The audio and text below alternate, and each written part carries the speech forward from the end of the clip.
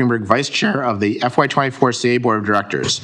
Andy Stack is out of town, and I will chair tonight's meeting. Depending upon internet access, Andy may participate remotely. Please remember that this meeting is being live streamed. You can find the agenda and background materials for all this evening's meetings on the CA Board of Directors webpage. Links to these documents can also be found in the description section of our YouTube live stream for those watching the meeting there. If you are virtual, please mute your microphones unless speaking. If you are in the room, please ensure that all cell phones are silenced. Raise your hand to speak, and I'll record the names in the order which I see them. If you're virtual, please use the chat feature or raise your hand virtually. As we move through the meeting, I will introduce each item on the agenda. Before a vote is taken, I'll restate the motion as well as who motioned it and seconded. If at any point you have trouble hearing me or any other member present, please say so. Tonight's timekeeper is Alan Klein. I will now call the roll. Sky. Here. Reg. Here. Karen. Here. Chris. Present. Alan. Here. Dennis. Here. Keith. Here. Bill. Here. Andy.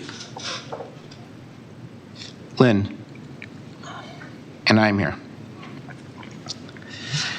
2, announcements of closed special meetings held or to be held. The Architectural Review Committee held a closed meeting on June 12, 2023 at 1:28 p.m. at CA headquarters.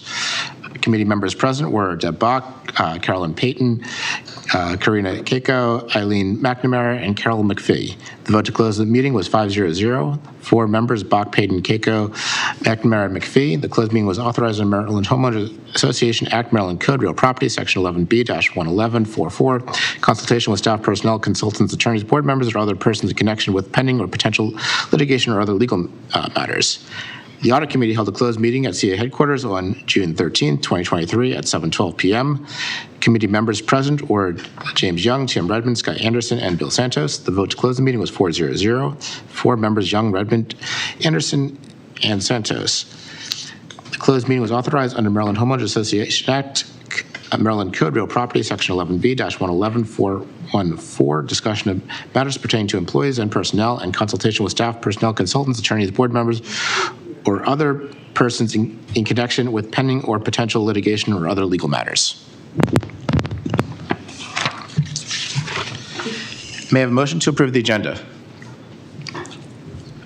I'll second it. So we got a motion by Keith, a second by Reg to approve the agenda. Are there any objections to the agenda? Seeing no objections, the agenda is passed. Next we have the President's report and CA highlights. So thank you. I've got a couple of short videos that speak to Columbia's engagement with the community as well as our ongoing efforts towards sustainability. And they'll be up on the screen. So this is Lakefront Live. This is actually from last year, but go ahead and let that one roll.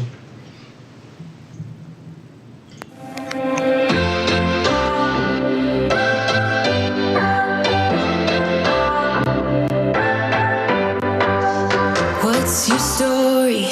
What's your sign? It's like we're twin flames in a different life.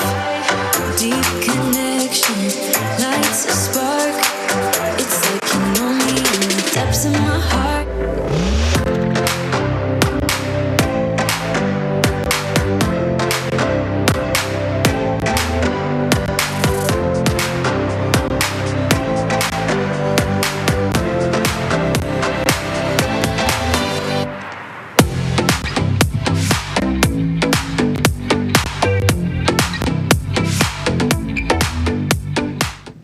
So we are incredibly proud of the work that we do down to Lakefront, and it's purposeful, and we engage diverse community, and team members work really hard to make that happen.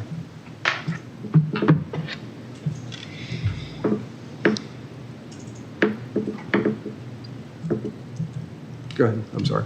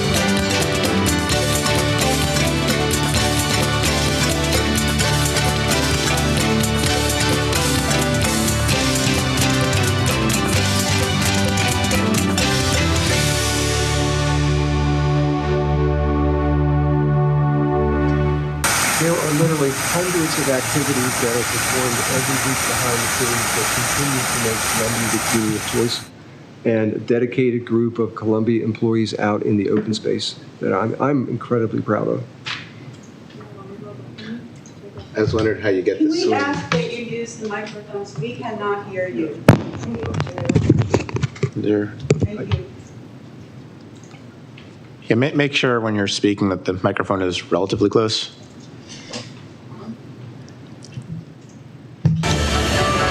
These look pretty, and these smell nice. But what many people don't realize is they are beautiful killers. They choke trees, and they do not provide good food for animals. If these invasive plants are allowed to flourish on open space, they'll kill the native plants, including trees, and harm animals. This is a tree from which English ivy was removed, and you can see the scars left behind. These are just like an injury scar on a person. If left alone, the ivy would have eventually killed that tree. CA Weed Warriors and Adopt-A-Spot groups play a very important role in CA's effort to plant native plants and pull invasive plants. They work in neighborhood groups and make a huge difference. This Swansfield group, led by Victoria Van Heining and Elizabeth Worthington, meets about once a month and has made a difference in their Adopt-A-Spot area. They pulled out honeysuckle and English ivy and planted spicebush, maidenhair ferns, and bluebells, which are native. And they aren't the only ones. The Casey Cares Adopt-A-Spot leader, Kate Riley, and her group adopted this spot, and you can see what a difference they've made. If groups continue to do this, Columbia will have fewer invasive species that want to take over, and the open space will become lush and healthy with native plants that will continue to grow and make Columbia a haven for a variety of animals. You can help by becoming a weed warrior or joining an Adopt-A-Spot group. It does good for your neighborhood, and it's a fun event where you get to see your friends, and it gets you outside during the nicest times of the year. To get started, contact openspace.resourcerequests@columbiaassociation.org. We can't wait to meet you. It's remarkable how many people are engaged in the open space and are actually doing work out there, and it's growing every year. And, I said, well, We Are CA doesn't belong to the board or the staff, but it also belongs to the residents who are out in the open space helping.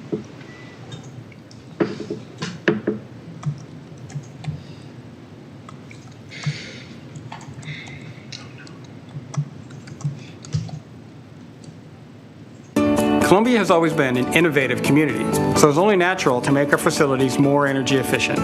We participated in all of BGE's energy-saving programs. And with over $300,000 in incentives, we increased comfort and ambiance for our members and saved over $230,000 in energy costs each year. Our centerpiece, our combined heat and power system, the first of its kind in the county. Whether you're a business or resident, it pays to be a BGE Smart Energy Saver. So I'll close with that one. I want to thank Jeremy. Jeremy's sitting right here, but he has done an incredible job for CA, and we are absolutely leaders in the field. And we have won a number of awards, and Jeremy has spoken at a number of conferences, and it continues. That thought process continues in everything we do. Thank you.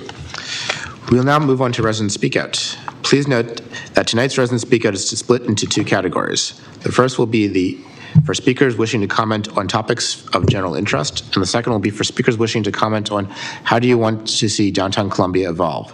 Speakers in both categories will be asked to speak in the order in which they signed up. Individuals have 3 minutes to comment. Anyone representing an organization has 5 minutes. Following remarks, the board will have a chance to ask questions. Please mute your microphones when you're not speaking. We ask that speakers adhere to the 3 or 5 minute time limit when presenting their testimony, and for board members to limit questions in order to stay within the allotted time period. Our first speaker is Dan Hajo. Dan? Appreciate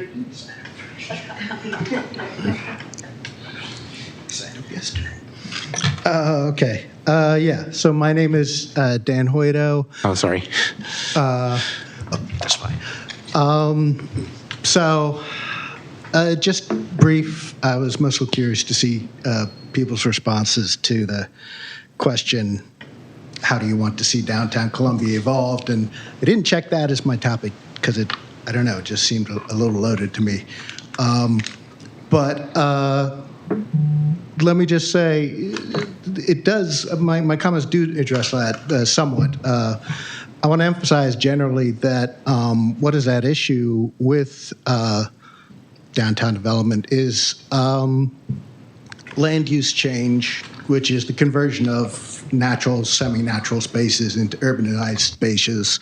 And that generally means land seal from construction, infrastructure, urban green spaces, and recreational areas. And that this land use often comes with costs, notably environmental degradation. Moreover, the costs are rarely paid for by those profiting from the land use change. And so whatever role people want to suggest that the Columbia Association has to play in the current flood of land use change that we're seeing is that it should not be the same as what has so far gone on with what is referred to as stream restoration. First of all, from what I can tell, it has taken place over the objections from experts from the Chesapeake Bay Foundation and Patuxent River Keepers, among others. Objections not just to the evidence that so-called stream restoration does any good, but strong evidence that it is harmful and possibly counterproductive. It's also been done over the objections of residents, and it's been done largely in secrecy, both in terms of transparency and publicity. So whatever residents want to say in this speak out, I want to emphasize that this should not exemplify CA's response. Talking points and sloganeering, oh my gosh. Talking points and sloganeering also will not do as a response. We deserve a good faith, transparent discourse on this and other matters. That's it. Thank you. Do you have any questions? Karen? Hey, Dan, thanks for coming in to speak today. How do you think residents can be more involved in understanding what's going on with the changes and things like stream restoration? How do we get more input from residents?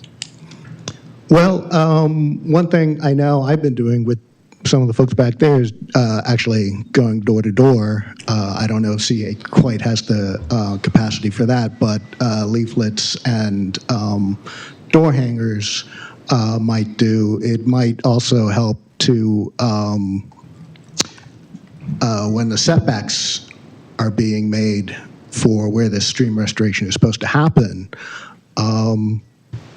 keep them large enough so that residents are actually included instead of narrow enough so that houses are actually involved. And that way, it actually necessitates notification of residents of what's going on with the stream restoration. Any other questions? Ellen? I was just curious, have you been in your property directly affected by any of the existing or proposed stream restorations? And I'm not placing a value judgment, I'm just asking. No. I mean, it depends on what you mean by directly, but it hasn't gone on like right near my house, no. Okay. No. Thanks. Any further questions? Thank you for your testimony. Next, we have Amy Bennett.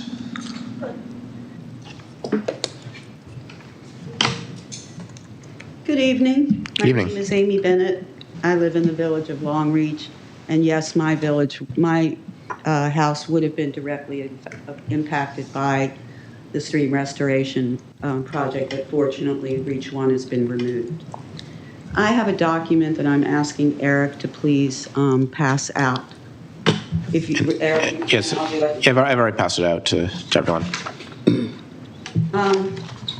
You'll see that this document is dated March 2nd, 2021. This is the document that authorized the Columbia Association to hire, the document that Columbia Association sent to the Army Corps of Engineers and the Department of the Environment. And this is what it said, and this is why we're here tonight, because of the lack of understanding of what was in that prospectus. It is a 230-plus prospectus. This was the support letter. Because I have friends in the audience, I'm going to read part of it. Dear Mrs. Fisher and Ms. Neff, Columbia Association is in full support of the Lake Elkhorn Stream Mitigation Bank being proposed by WSSI. CA has provided WSSI with a contract granting exclusive rights to perform all work necessary to permit, design, construct, and operate a stream mitigation bank on our property. Additionally, the CA board passed a resolution to grant the easement. You want to know where the problem started? It started right here. Because the board didn't know it, this was sent in. We are about to receive the new proposal. Call it a proposal, call it a prospectus, I don't care what you call it. You as a board have got to see it before it goes forward. Once it goes to MDE and ACE, it's over. Please, please protect us.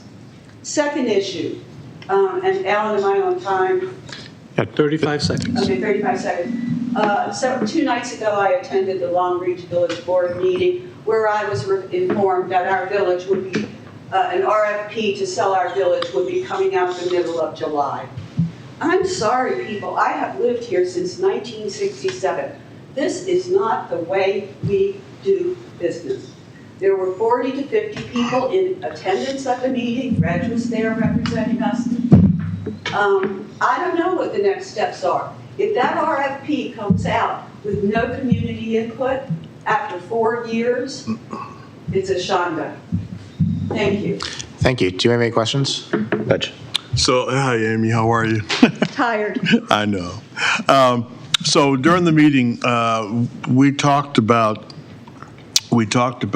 a couple things. Several people talked about what they wanted to see. And one of those things was community input. So again, that's what you're looking for here. Is that what I'm correct? Yes, I want to clarify that, Bill. When Dr. Ball asked or stated that he had heard us, we asked that the RFP be provided to everybody, including the board, who has, of course, not seen it. So, And you're talking about the village board? yeah, your Okay. village board, Right. our village board. Our village. Dr. Ball stood up and said, we have heard you, but if there was no commitment to let us see the proposal, or even let the board see the proposal. Does that answer your question, Reg? Yes, ma'am. Any further questions? I actually have one question. Could you clarify what in the RFP is proposed to being sold? What in the RFP is being proposed? So, well, the only two things that I understand, and I'm sure Dennis can weigh in here, the liquor store who refuses to sell, the gas station that refuses to sell. He put up a map that had some out parcels. We'll see in the RFP in 3 weeks. So let me go on and say that what they intended to do was there were spaces that were all designated. There was a space, for CA for our building, our center, and then spaces for different venues that were going to go in there. Plus, they also had the outlining border that said, hey, all this is going to be included, and a number of people indicated and said quite clearly that they wanted to have input, community input. So what they said to us was, by 2026, then we should have a plan and start the work. So I asked the question, does that mean we have a shovel in the ground? That's not for sure yet. That's, that's just something that it's a pie in the sky. They're waiting to see what's going to occur. So as of 2026, that's when we expect to see, at least if all the stars align, that's when we may see what's going to go forward with my village. Now, the only correction I would make is that there is an RFP for the sale of the Long Reach Village Center coming out the second week in July. That's what was on the poster. Yeah, if they find someone who was willing to buy it. Well, the RFP has to go Right. out before they can find somebody to buy it. Correct. So, Any further questions? I would just like to make one more. We got one more question here. Alan? I'm not Actually, sure got two more questions. if this is a question you can answer, maybe you can. Is this whole thing being done under the rules and procedures for village center revitalization that were established about 13 years ago? You got it. It is, okay. So this is not separate because the And it's county not owns the correct. property? Bill? Yeah, kind of a similar question. This is the transfer of ownership from the government to a private entity. And then if they chose to do any development or any redevelopment, they would still have to follow the final development plans, the village center community plans, and all of those, which is a 16-step public process that would still occur. Is that correct? Is that your understanding? Bill, I honestly can't answer. Go ahead. They listed out steps, but I'm a federal government worker, or was for 2 decades. I know how RFPs work. Once that RFP comes out, it's done. The RFP is due out in July. Wouldn't you like to see it? So that's what we asked for, is a copy of it, so we have some input, be able to talk about what's in there to make sure it covers all the things that the village, the residents of Long Reach want to, we don't want our village to die. And I mean, be blunt, that's what we're looking for. But the thing is, the county owns our village center right now. They own it. Right.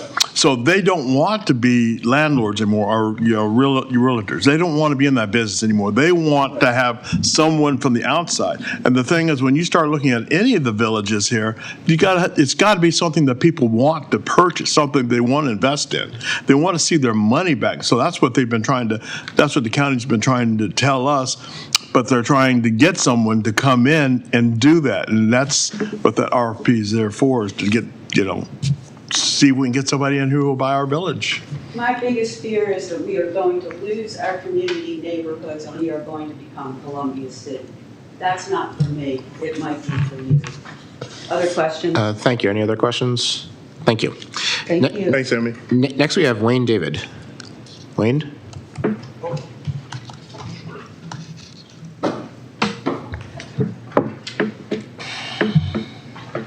John, would you like to copy of this? Good. Hey there. Hey. I'm Wayne Davis, 30-year resident from King's Contrivance. I wanted to talk a little bit about the Elkhorn Branch Restoration Project. I'm a retired aquatic biologist. I've worked on using environmental and biological indicators to determine the success of water quality projects and programs for most of my 36-year career, including over 30 years with EPA as an environmental scientist. The statements and comments you're going to hear generally are, I've seen a lot of them, and they're technically pretty sound. One of the issues that we're all facing with this project is that we kind of know in the scientific community that stream restoration projects don't generally work. They don't fully restore stream function. Dr. Margaret Palmer at University of Maryland was a stream restoration expert, and she made that point very, very clear about regaining ecological function, especially when you don't do anything about the upstream inputs and upstream sources. So it makes it very, very difficult. In reading the prospectus, it really left me wondering, what really are the goals of this project? What are the environmental or the ecological performance standards under which success is going to be determined? It talks about the stream functions pyramid, which implies improved in-stream biological communities, fish, bugs, that kind of a thing, is the primary ecological goal. I hope that CA would agree with that restoration of the aquatic communities really is the prime indicator of what success would be for ecological function. The performance standards in this really don't exist. They're pretty murky. They talk about reach level scores being used as performance measures, of which the vast majority are not biological or ecological. They're stream morphology and hydraulic. You know, they're things that you can do with bulldozers and shovels and not restore the ecological benefits and the ecological function. So, you know, we really need, the success of that, of restoring ecological function, if you don't have these fish and invertebrates somewhere upstream in the watershed, they're not going to repopulate. You're going to end up with just a dead stream, you know, or you know, at best. So what I really want to do is to urge you to give a long pause to this project, review the project, understand it, and use your citizen experts, like myself and some that you're about to hear. We're here. We want to help. Thank you. Can you make a closing statement? Oh, your time's up. I just want to. Okay. Thanks. Any questions? Alan. 2 questions. You talking about if there's no species upstream, they won't come downstream to repopulate. Could they be sort of manually repopulated? Not enough. They don't survive transplant. Okay. You know, to look into it more, I'd really suggest talking to folks from Montgomery County who had, when they were doing the modicum of stream restoration on very small scales, they wouldn't do them unless they had that upstream, you know, genetic gene pool. Well, so speaking of the upstream, what would you suggest we do? We've got landowners, including the county, who are basically pouring water into our basin that we have no control over.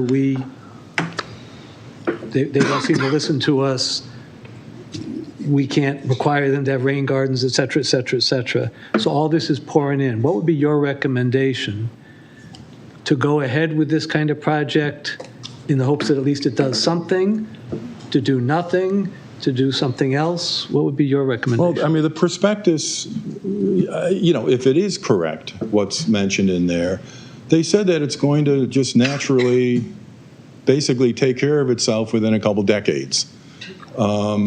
After the restoration, or no, before? without the restoration.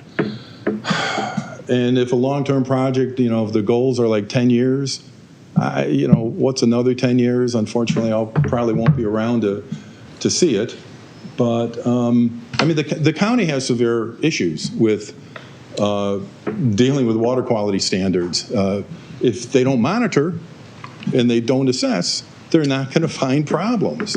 And they're chock full of water quality violations, and nobody holds them accountable. Yeah, I've talked with them till I'm blue in the face. They have no interest, and they do not have anybody with any expertise. So, you know, I'd really love it if the county had a water quality program, but they don't. Any other questions? Hi, good evening. Thanks for your testimony tonight. Thank you.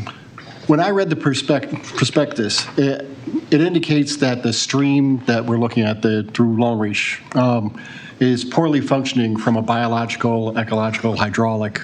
Would you agree with that assessment? From what I've seen, they haven't had very much really biological monitoring. So 3 stations, I mean, there were 2 upstream, 1 downstream of fish, which is not the best indicator in a... Okay. So would you have an assessment of the stream? Do you believe that it's well functioning? Well, they need to find out what's in that watershed, and they haven't yet. Okay. They need to find out what is upstream that can be repopulated if they restore it.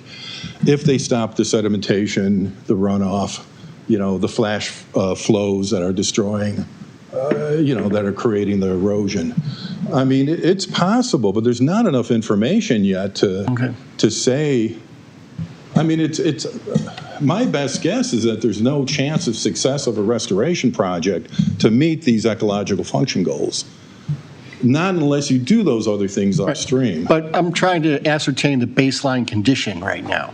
We don't know the baseline condition. None of these studies have been sufficient to determine. And I would never accept these baselines, any of these studies as baseline. And you have no opinion on it either. Bill, can we keep this short? One last question. Can you point to a stream in Columbia that does well satisfy the ecological and biological standards, that is functioning well? Could you point to a stream in Newtown, inside Columbia, that we could look at as an example? Inside Columbia, what I'd like to do is to get back with you on that, but there's so little data. There's so little monitoring that's being done, which I believe is deliberate, so you don't find out what the real conditions are. They have to do monitoring. If you don't monitor, you don't know what the problems is, and you don't know what the chances of success of any of these projects are. So what I just like to close on that theme is I'm here to help. Please, I'd love to sit down with any of you at any time and share whatever I know about this and the history of these streams over the last 30 years. Thank you. Thank you.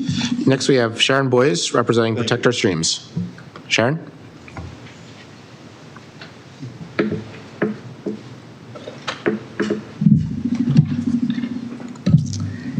Good evening, board members. Good evening. Thank you for this opportunity to express our opposition to the Lake Elkhorn Mitigation Bank. At the last meeting, I discussed a little bit about the history of stream restorations, mitigation banks, and the necessity to have a process in place for when WSSI submits their new plan, and you only have 10 days to withdraw. Tonight, I'm talking about transparency and accountability.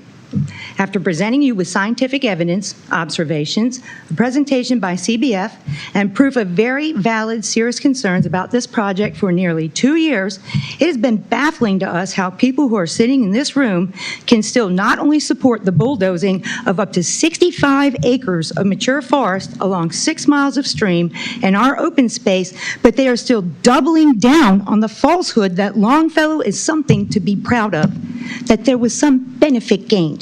This is the opposite of what is being said by everybody behind closed doors. Longfellow is a shameful disgrace that's left a permanent stain on Columbia's reputation.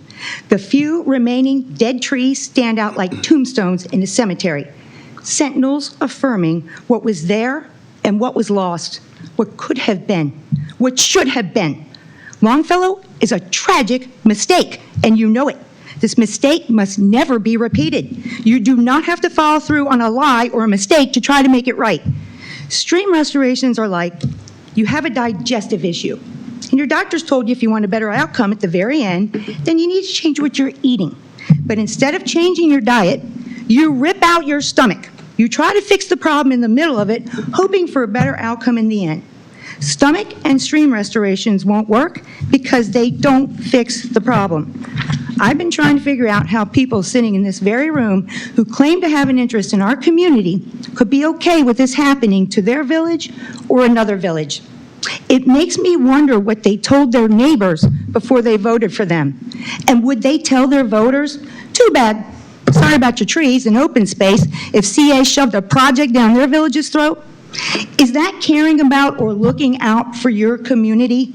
I think that their voters have a right to know about them now, before any more easements are carelessly signed in the future.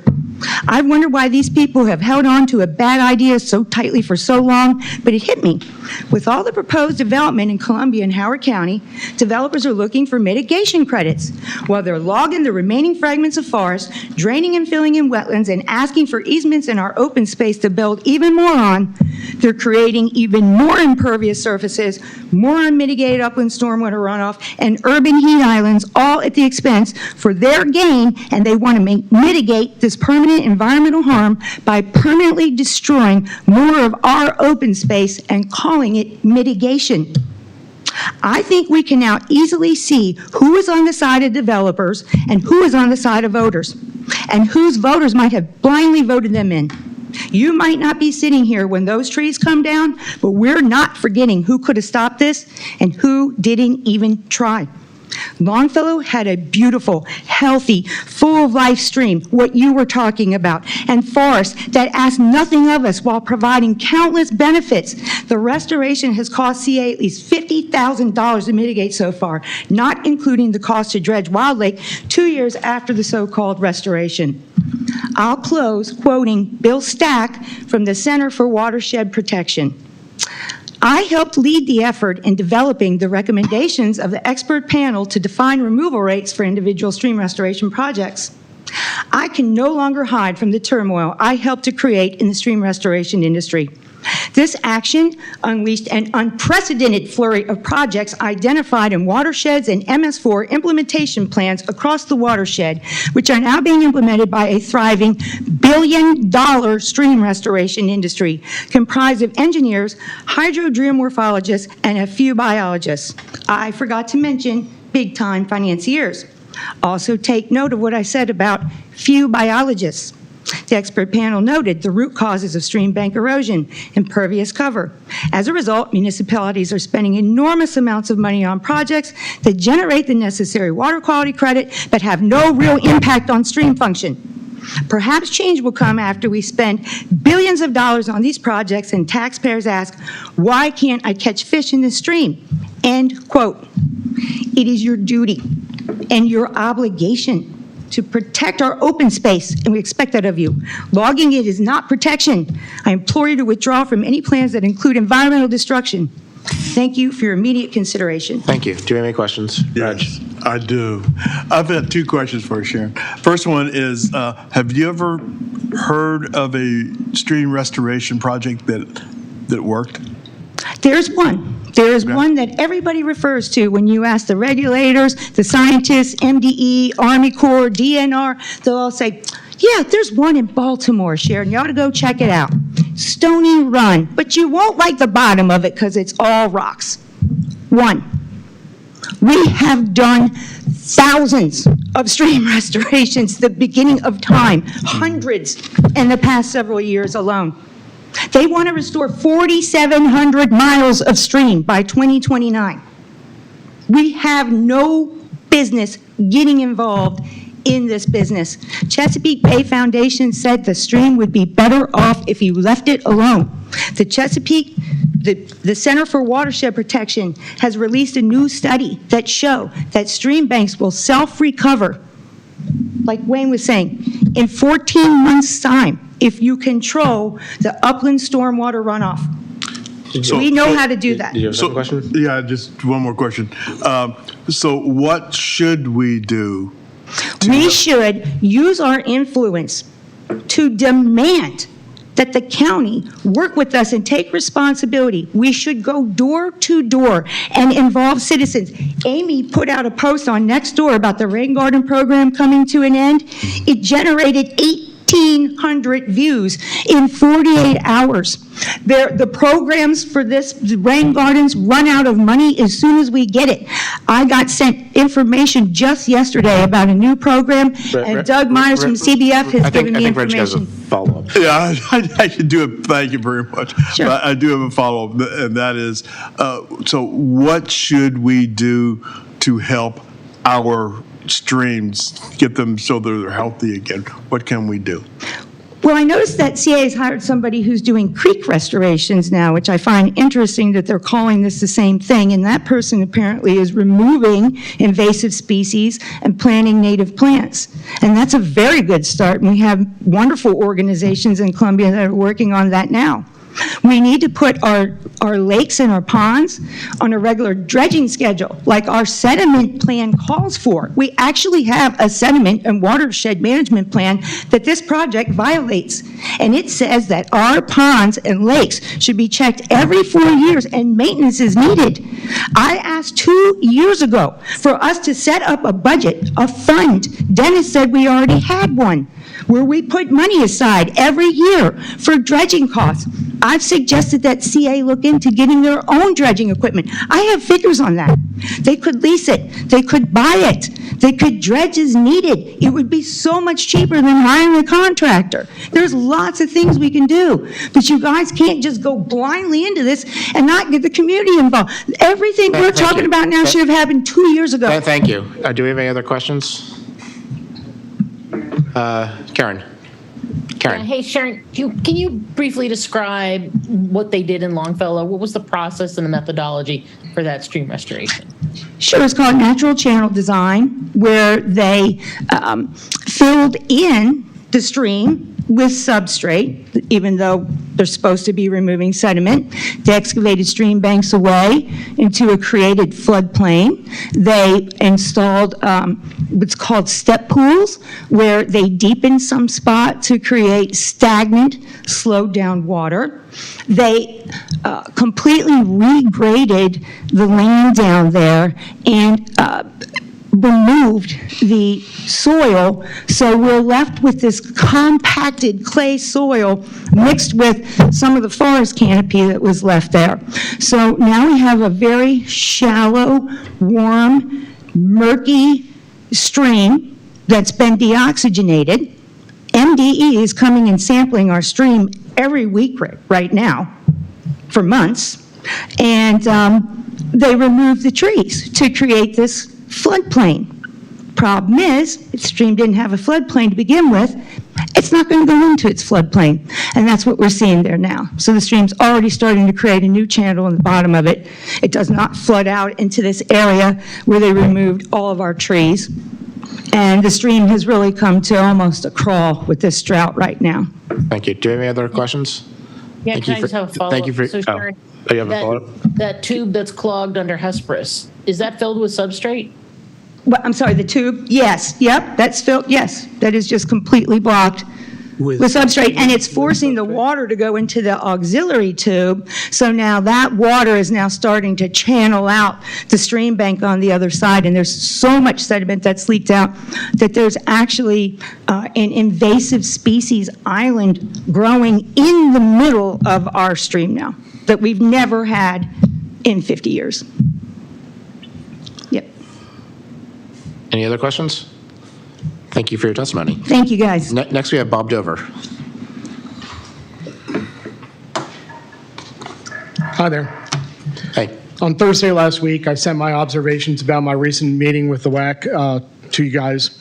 In general, there was no reaction to the dozens of recent articles and reports I showed that show no functional uplift from stream restorations.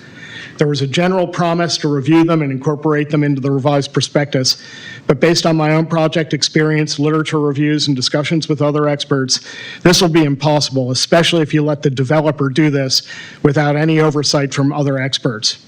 There's simply no way to reconcile this project with the overwhelming scientific consensus against stream restoration. CA's stream restorations are part of a multi-year program composed of multiple individual projects.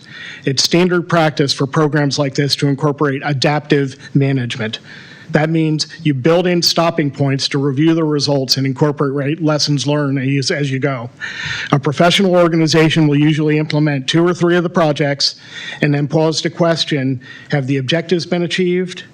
Have there been any adverse impacts to the community or environment that could be reduced on the future projects? And is there any new data from outside sources that we can incorporate to improve results and reduce impacts? I'm holding here a report by the Center for Watershed Protection titled Maintaining Forests in Stream Corridor Restoration. I can't think of a title that's more directly relevant to what we're talking about here tonight. This came out less than a year ago. It evaluates previous stream restorations and recommends alternative, incremental, and gradual methods to do stream restorations while reducing impacts to existing forests. That's what the document is for. The only drawback in these methods is they don't allow developers to make quick short-term profits because they ask for gradual work. So I'm asking that you pause your program and consider putting together a panel and looking at all of the new information that I've brought to you. Now, I'm setting aside the rest of my presentation to answer a couple questions that have been asked here. Karen, you asked, how do we get the community involved and get more people educated about this? The answer is the documents you're distributing from your developers have to stop being deceptive about what the impacts are and the benefits are. The ones that were provided completely inflate the benefits, ignore the real science on this, the recent science on this, and completely ignore all adverse impacts that occur with these things. So of course the public's not up in arms because they haven't been given the correct information. Then with respect to several of you asked about, well, what should we do, instead if we're not going to do this? My response is what you shouldn't do. Don't cut down more trees. Cutting down trees makes it worse. There's all kinds of gradual things you can do, but the worst thing you can do is be cutting down more trees. Thanks. Thank you. Alan. Yeah, speaking of trees, Bob, I know that's an area of expertise for you and one of your big concerns. My understanding from our folks here at CA is that the limit of disturbance is going to be restricted to, one of the differences between this project and the Longfellow project is that we already have a pathway that the equipment can go down, so they're not going to have to cut down a bunch of trees just to get the equipment in there. And what they would do is describe specific narrow corridors to get from the pathway to specific places on the stream, and then work up and downstream from there. So that would keep it from the whole 60 acres being the limit of destruction that they could do, limit of disturbance. Does that help out any, or does that not make it for you?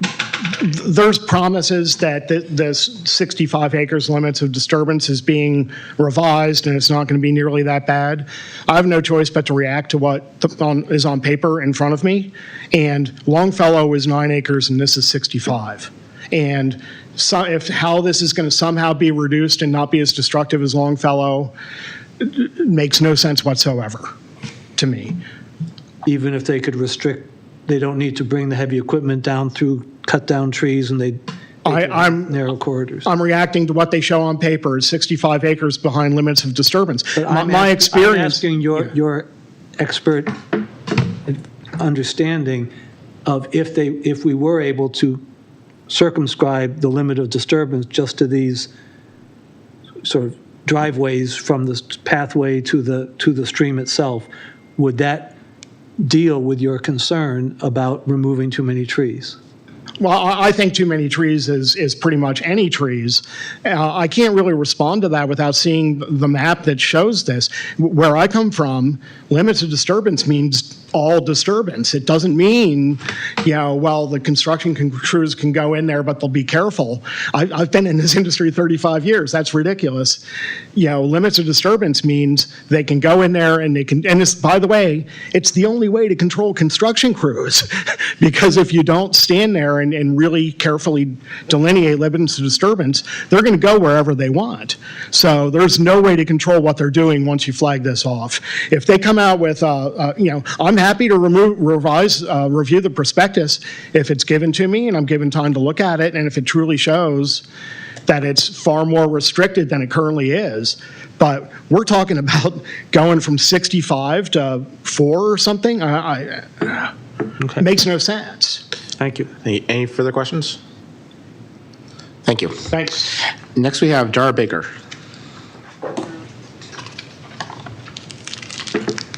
Hi, everyone.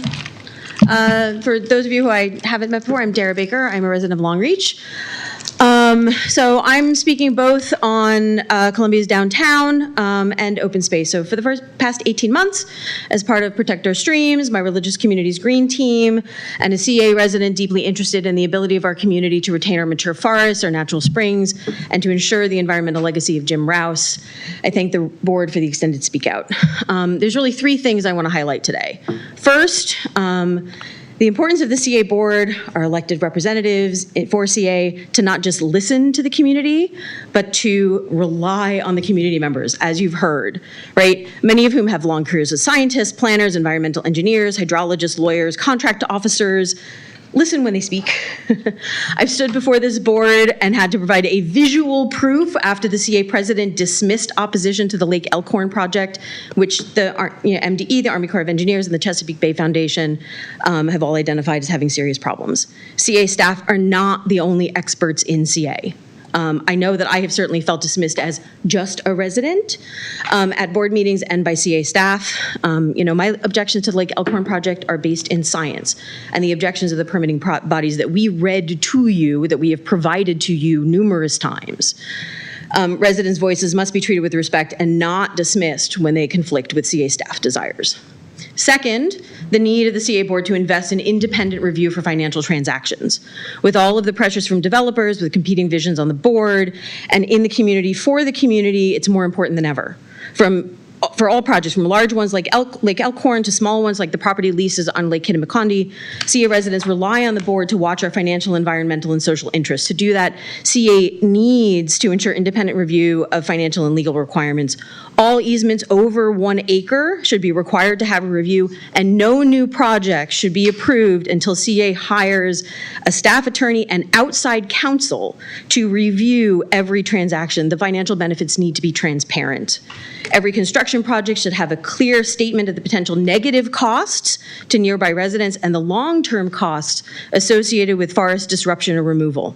These should be minimal due diligence for the amount of money and the investment involved and the time.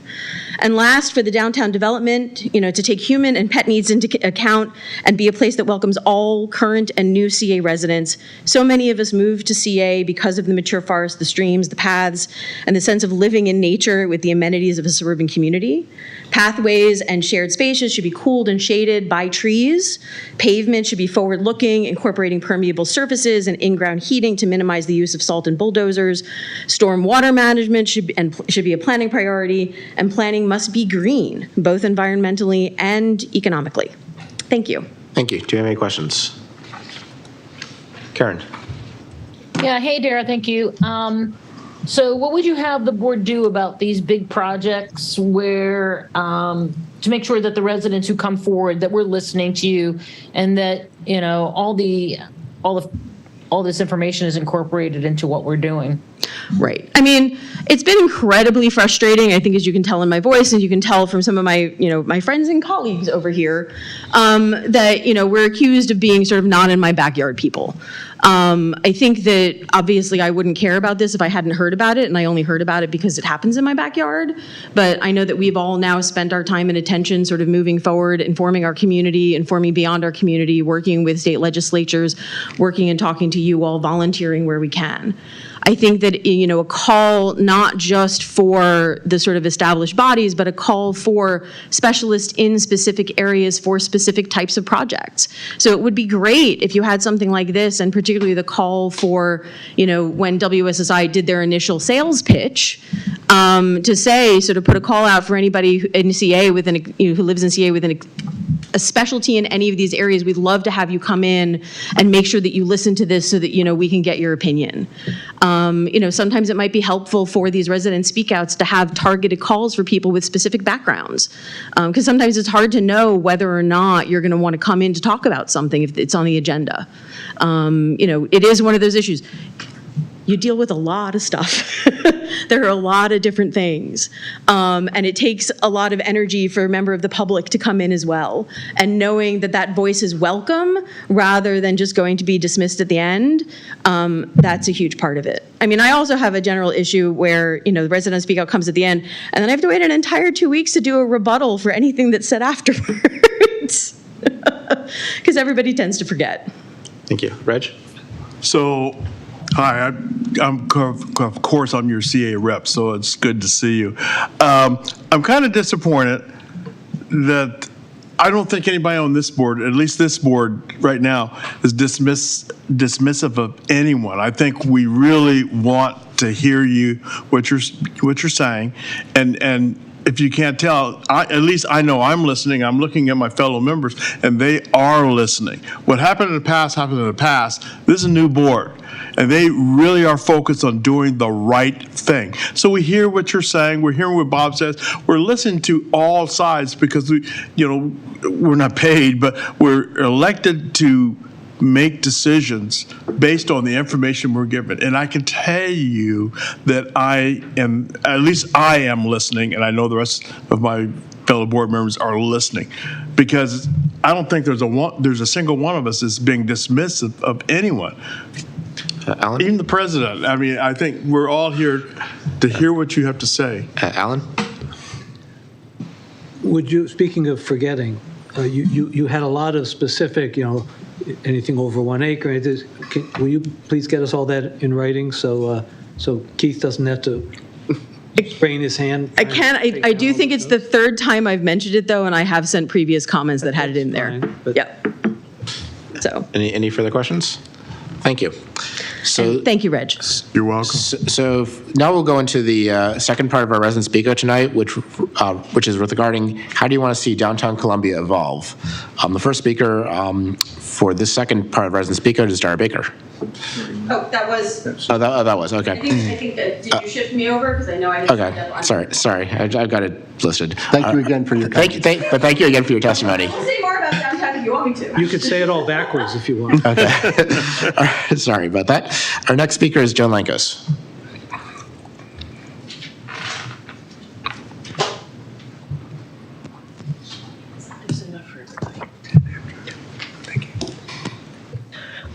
I attended the June 8 board meeting where Greg Fitchett did a Downtown Columbia update. I followed the downtown plan from the very public charrette process through the approval of the plan in 2010. I've continued to follow the implementation. I thought the presentation was a good primer for those with no knowledge of the plan, as well as an accurate description of downtown history and where we are today. I'm glad that the CA board scheduled the presentation. It's important for this board to understand the plan and determine CA's role as part of the mission statement to engage our diverse community, cultivate a unique sense of place, and enhance quality of life. This board has an obligation to its lien payers, especially those who will live in downtown. The question to ask the community is, how should CA participate in the development of downtown? Planning for enhancement to the downtown lakefront should be at the top of CA's list. The lakefront area has always been the heart of Columbia. CA owns the lake and the prime real estate that abuts it. Make good use of that asset by providing additional opportunities for our diverse community while cultivating a unique sense of place. CA should coordinate with property owners to increase pedestrian connectivity throughout downtown. A soon-to-be-released pedestrian improvement action plan includes CA as an owner of property where small improvements could make a big difference. CA should facilitate cooperation and collaboration with all the stakeholders in downtown. Owners include Howard Hughes, Howard County, the mall, Costello, Kettler, the owner of other apartments in the downtown area. By improving the physical environment, CA can enhance the quality of life for everyone. CA already does a nice job of manicuring the Kennedy Garden space on the far side of the lake. Perhaps as part of the replacement of invasive species with native varieties on the developed side of the lake, CA could trim some areas to provide improved visual access. More art, better lighting, and a few more benches would be appreciated by those who use the trail. CA should encourage cooperation and collaboration with venues and organizations providing experiences related to the cultural environment in downtown. These stakeholders include the Downtown Columbia Partnership, Meriwether Arts and Culture Commission, the Inner Harbor Trust, IMA, who runs Meriwether Post Pavilion, the Festival of the Arts, and the Future New Cultural Center. All of these entities help to engage our community and enhance the quality of life for our residents. Work with them. Encourage them to work with each other. Columbia is a unique place. CA should tell our story. The Howard County Historical Society worked with the library system as it was developing the Miller branch and located its archives there. CA should do the same in Columbia. The Columbia Archive should have its own space inside the new Lakefront Library. What better place to engage our diverse community, cultivate a unique sense of place, and enhance our quality of life than to put education and literacy at the forefront? Any questions? Karen. Yeah, hey, thank you for your testimony tonight, Joan. What are some of your favorite things about downtown? What do you use the most? Well, I certainly use pathways and trails all around downtown. I walk quite frequently. I'm happy to say I got my cast off today. I can walk again.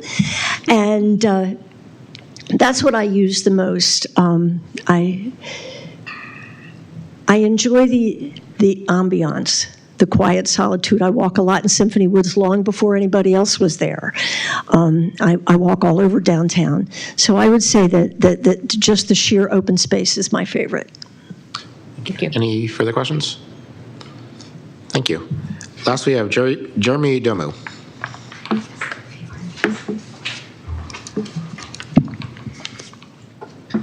Hey everyone, I'm Jeremy Damia. I'm the Vice Chair of the Hickory Ridge Village Board and the founder of the Merriweather Post news blog. Today, testifying as an individual.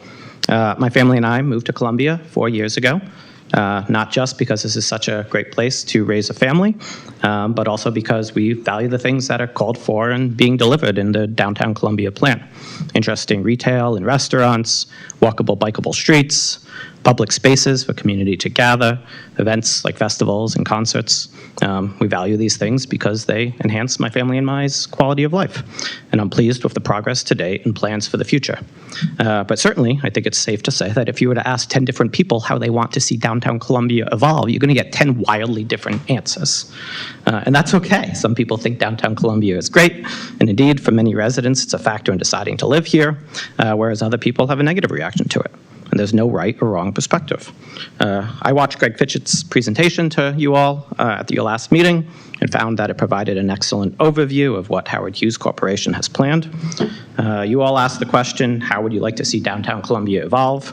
I thought it was somewhat of an odd question for CA to ask, since the County Council, not CA, is the regulatory body that approved the downtown plan, and CA's ability to influence that plan is limited. And so I wasn't quite sure the purpose of the question or what you intend to do with the feedback you were seeking. I thought a more appropriate question for you all would be asking what the role CA should play is in downtown Columbia, specifically what should CA build or improve, or what additional events, services, amenities that CA should offer in downtown Columbia. So I'll focus on a couple of my ideas for that. One, Lakefront Library. I think we have fantastic outdoor space in downtown Columbia, but we don't have very much fantastic indoor space. And so I'm pleased with the plans for the Lakefront Library. I'd want to make sure that CA is an active partner, ensuring the Lakefront Library best integrates, enhances CA open space. I was pleased to hear Dennis Batty say at the last meeting that CA is planning to do just that. News. There's so much misinformation and confusion about downtown development. Part of that is because there was no legit news media in Columbia. As a hobby blogger, I try to do my best to provide fact-based descriptions of what is being planned or proposed as I learn about it, but I'm just a blogger with my own perspective. We really need a trusted, independent news organization to provide a shared understanding of the who, what, where, why, how of what's happening in Columbia, and I think having CA invest in that would be great. Lakefront programming, keep up the good work with Lakefront Live. I think it's been exceptional. I go frequently with my family. Affordable housing. Columbia is adding so many new jobs, and the desirability of living in Columbia is increasing, no doubt in part because of downtown Columbia. We are not increasing the supply of housing to keep up with the demand and job growth, and so pricing of homes and rents are becoming unattainable for many. We need to ensure that affordable housing gets built to ensure the founding principles of Columbia, that there are housing options that exist for anyone who desires to live here, are available. CA, as the keeper of the Rouse vision, should be a strong advocate to ensure that the affordable housing called for in the downtown plan is delivered.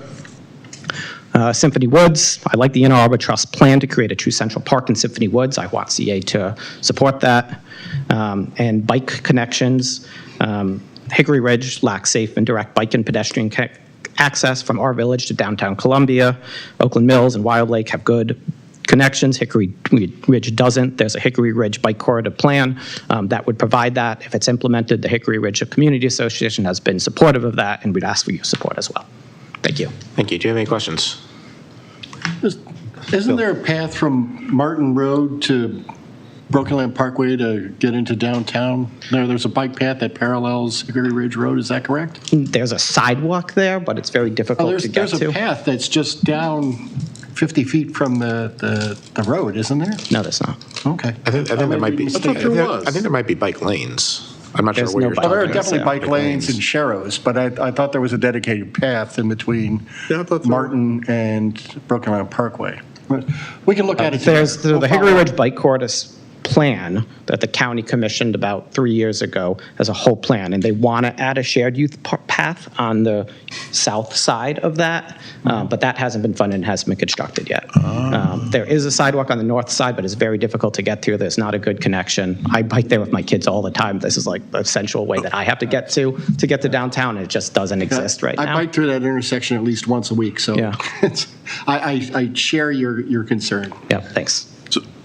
Quickly, just real quick. So there is a path there, but not a bike path. Is what you're There's a saying, right? sidewalk on the Sidewalk. north side of Hickory Ridge Road between Martin and Broken Land Parkway. Okay. To get to the sidewalk, since Hickory Ridge, most of Hickory Ridge is south of that, Right. you have like this weird crossing to get to that's a little bit further west. It doesn't connect directly to a CA path that goes very close to the intersection of Hickory Ridge Road and Broken Land Parkway. So there's a whole plan that the county has come up with of how to improve this, and it hasn't been funded to date. The Hickory Ridge Community Association unanimously approved sending letters of support to the county in favor of this thing being funded. It would connect a CA path to that intersection, and it is, I think, called for in an out-year capital budget by Howard County, not this year, but potentially doing some planning activity next year to get that implemented. But it has not, it's still a couple years away. Okay, all right, thank you. So what you're referring to is the Bike Coco plan?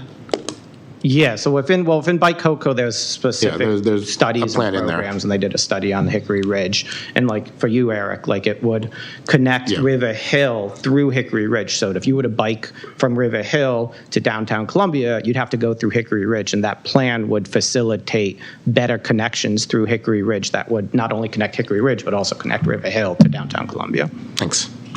Any last questions? Thank you. That concludes resident speak up for tonight's meeting. To limit interruptions during board discussion and voting, all members of the general public will now be returned to the audience. This means you will no longer be able to show your camera or unmute your audio, but you're more than welcome to stay on as an attendee to watch the remainder of this evening's meetings.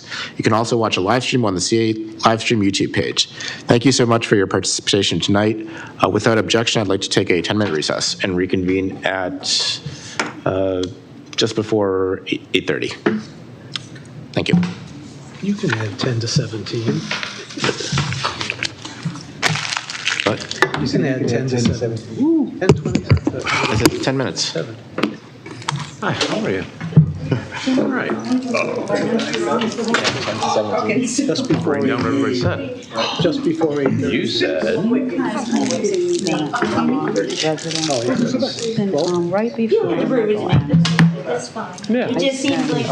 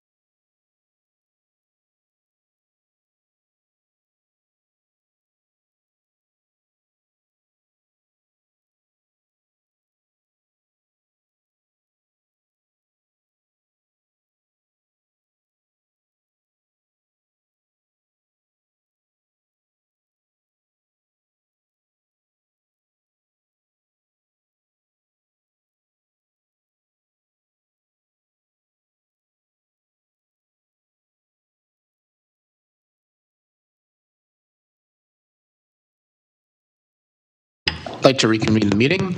That brings us to number 6, the consent agenda. Hearing no objections expressed earlier this evening during the approval of the agenda, the following items under the consent agenda are approved. A, approval of the draft minutes of the April 27, 2023 Board of Directors meeting and the May 11, 2023 Board of Directors organizational meeting. B, annual reports and proposed charges for the FY24 from the Columbia Association Advisory Committees. C, approval of the Hickory Ridge Village representative to the CA Aging Well and Columbia Advocacy Committee. D, approval of the Hickory Ridge Village representative to the Watershed Advisory Committee. And E, approval of the Oakland Mills Village representative to the Aging Well and Columbia Advocacy Committee. Next, board votes. First item on the agenda is the goals and objectives. The chair moves that the board approve the proposed FY 2024 goals and objectives for the CA interim president CEO. Do I have a second? Second. Bill got first. Bill seconded it. Is there any discussions on the? Is there any discussions on this? I think it's very complete and well organized. Any further discussion? Seeing no discussion, I will call for a vote. Sky, how do you vote? Yes. Reg? Yes. Karen? Yes. Chris? Yes. Ellen? Yes. Keith? Yes. Bill? Yes. And I vote yes. The motion passes 8-0.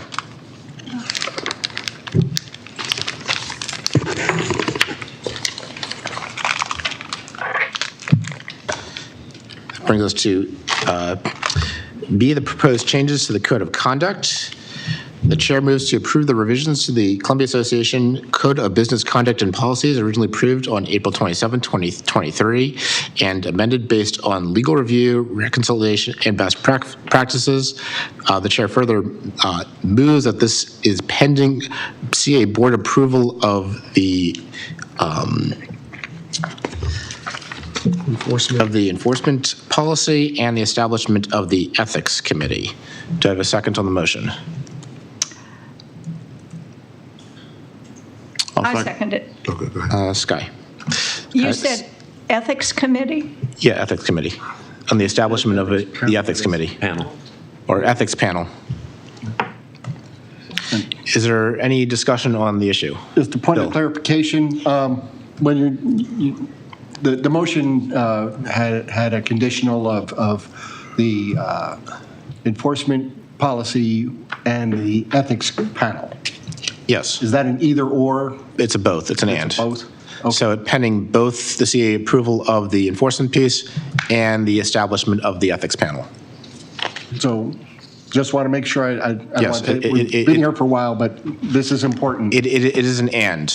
We will not be, none of the new policy will take effect until all of it is approved, and we will be operating under our current policy that we started the year with until that happens. Yes. So both conditions have to be met for the new policy to take effect. Sky? Could you repeat the motion? Yes, the chair moves to approve the revisions to the Columbia Association Code of Business Conduct and Policies, originally approved on April 27, 2023, subsequently amended based on legal review, reconciliation, and best practices, pending approval of the enforcement policy, the CA board approval of the updated enforcement policy, and the establishment of the ethics panel. Just to know. So this is 7B, not 8A. This is 7B. We're in 7B. Thank you. Thank you. Alan. It looks like Andy's joined the meeting virtually and has his hand up. Andy? Andy, are you out there? There's a box here on my screen that says Andrew Stack with his hand up. Yes, I am. Hi, Eric. Hey. I did want to just say that, I did want to vote on the objectives as being here. I was here, and I just want to say I do support the president's objectives. Okay, I will update the vote to note that you were present at 8:30 and you voted to support the president's objectives, so the motion passes 9-0. Thank you. Do you have any comments on the motion? No. Okay, right now I can't see anyone. Is there any further discussion on the motion?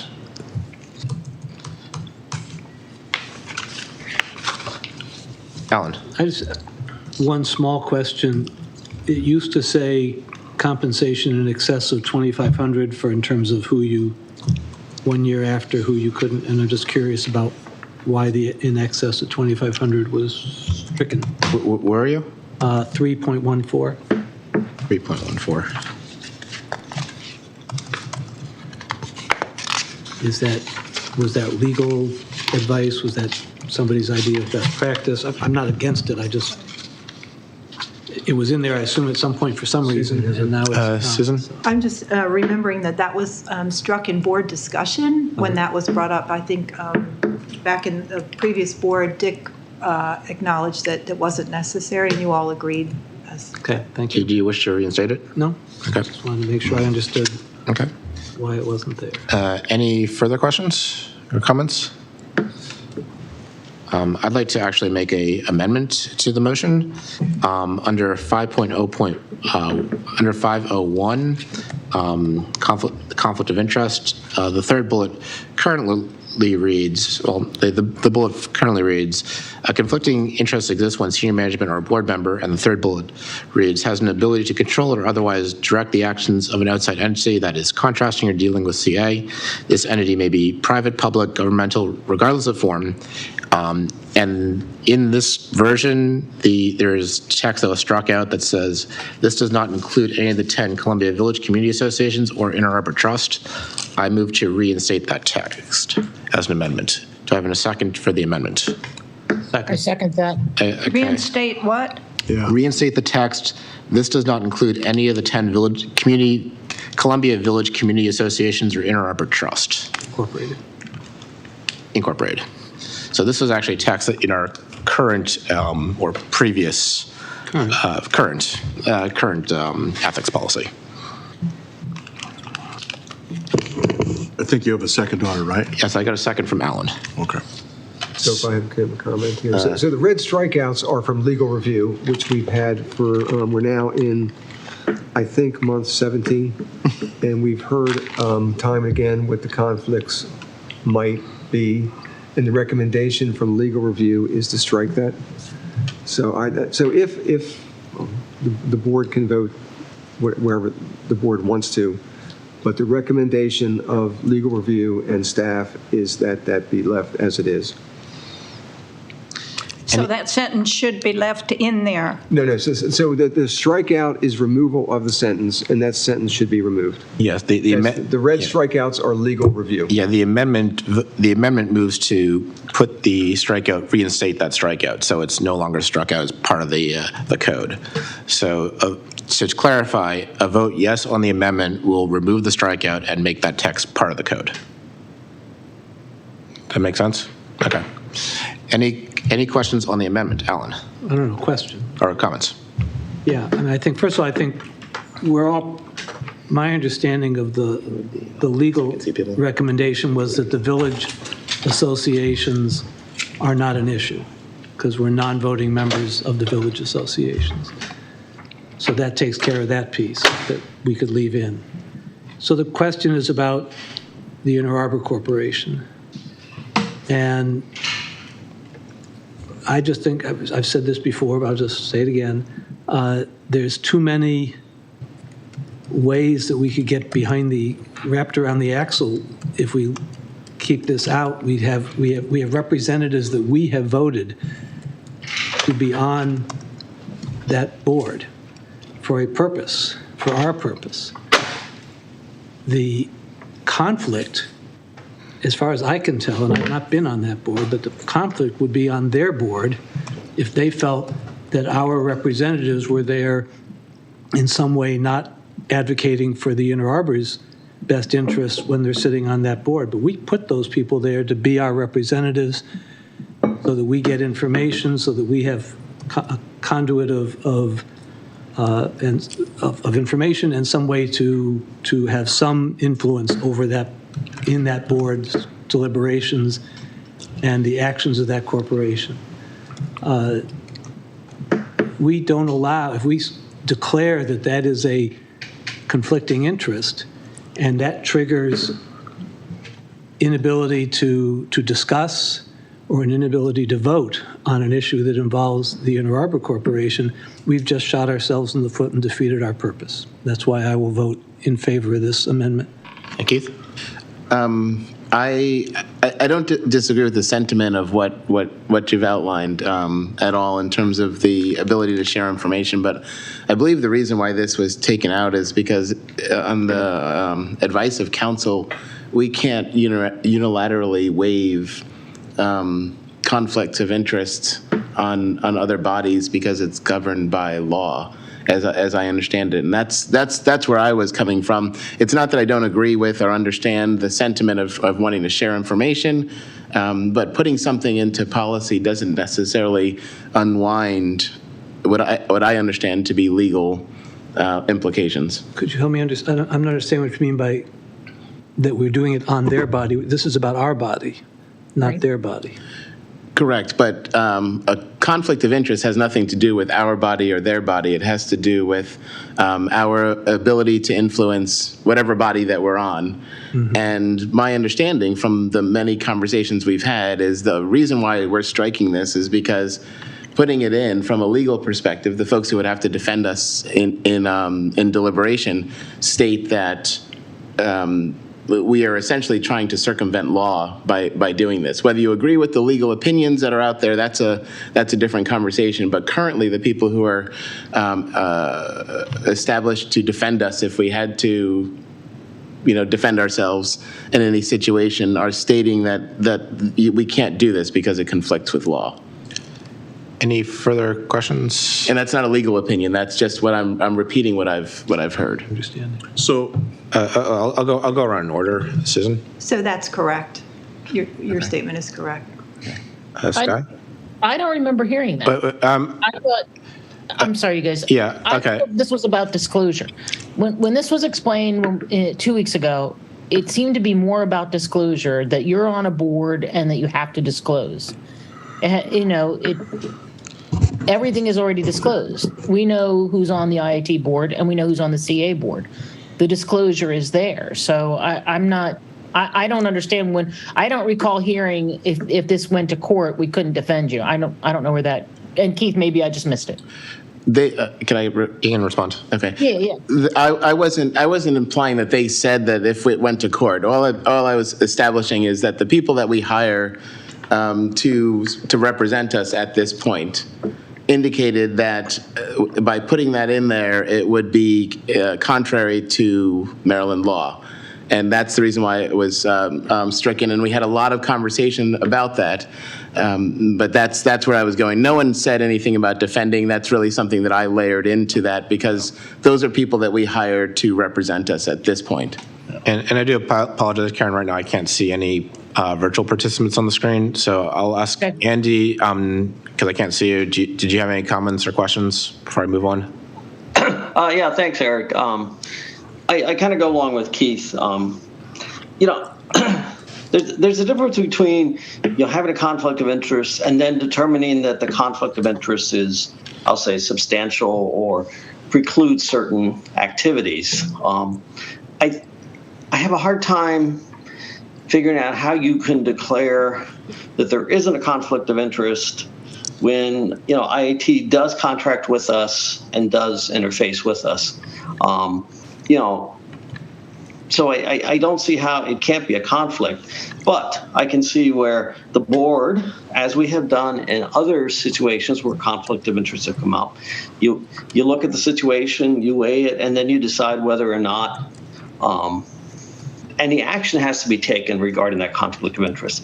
And I really think we should keep the lawyers' decision to strike that and address Alan's concern in a different way, just like we address other conflicts of interest. That's all I want to say. Thank you. Any Sky? Yeah, two things.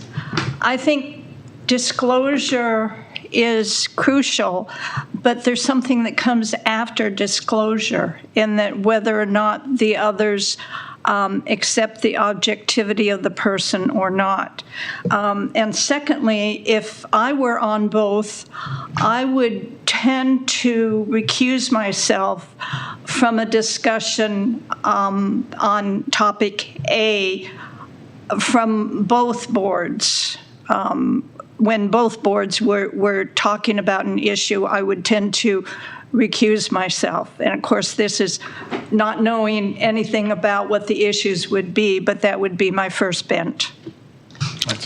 Reg? So actually, Susan had her hand up first. So go ahead, Susan. So this section, just and maybe this will help you, Karen. This section is describing what a conflicting interest is, or what a conflict of interest is, not disclosure. So this the issue with putting that language back in is that it is not consistent with the Maryland Code, because you cannot just decide that a conflict does not exist. It's not. That's the legal problem. Answered my question. Okay. Susan answered my question. Okay, Alan? Okay, so I hear that, and I get that, I guess, and Andy, I hear what you're saying. So what I would need is some assurance of how we would handle that. And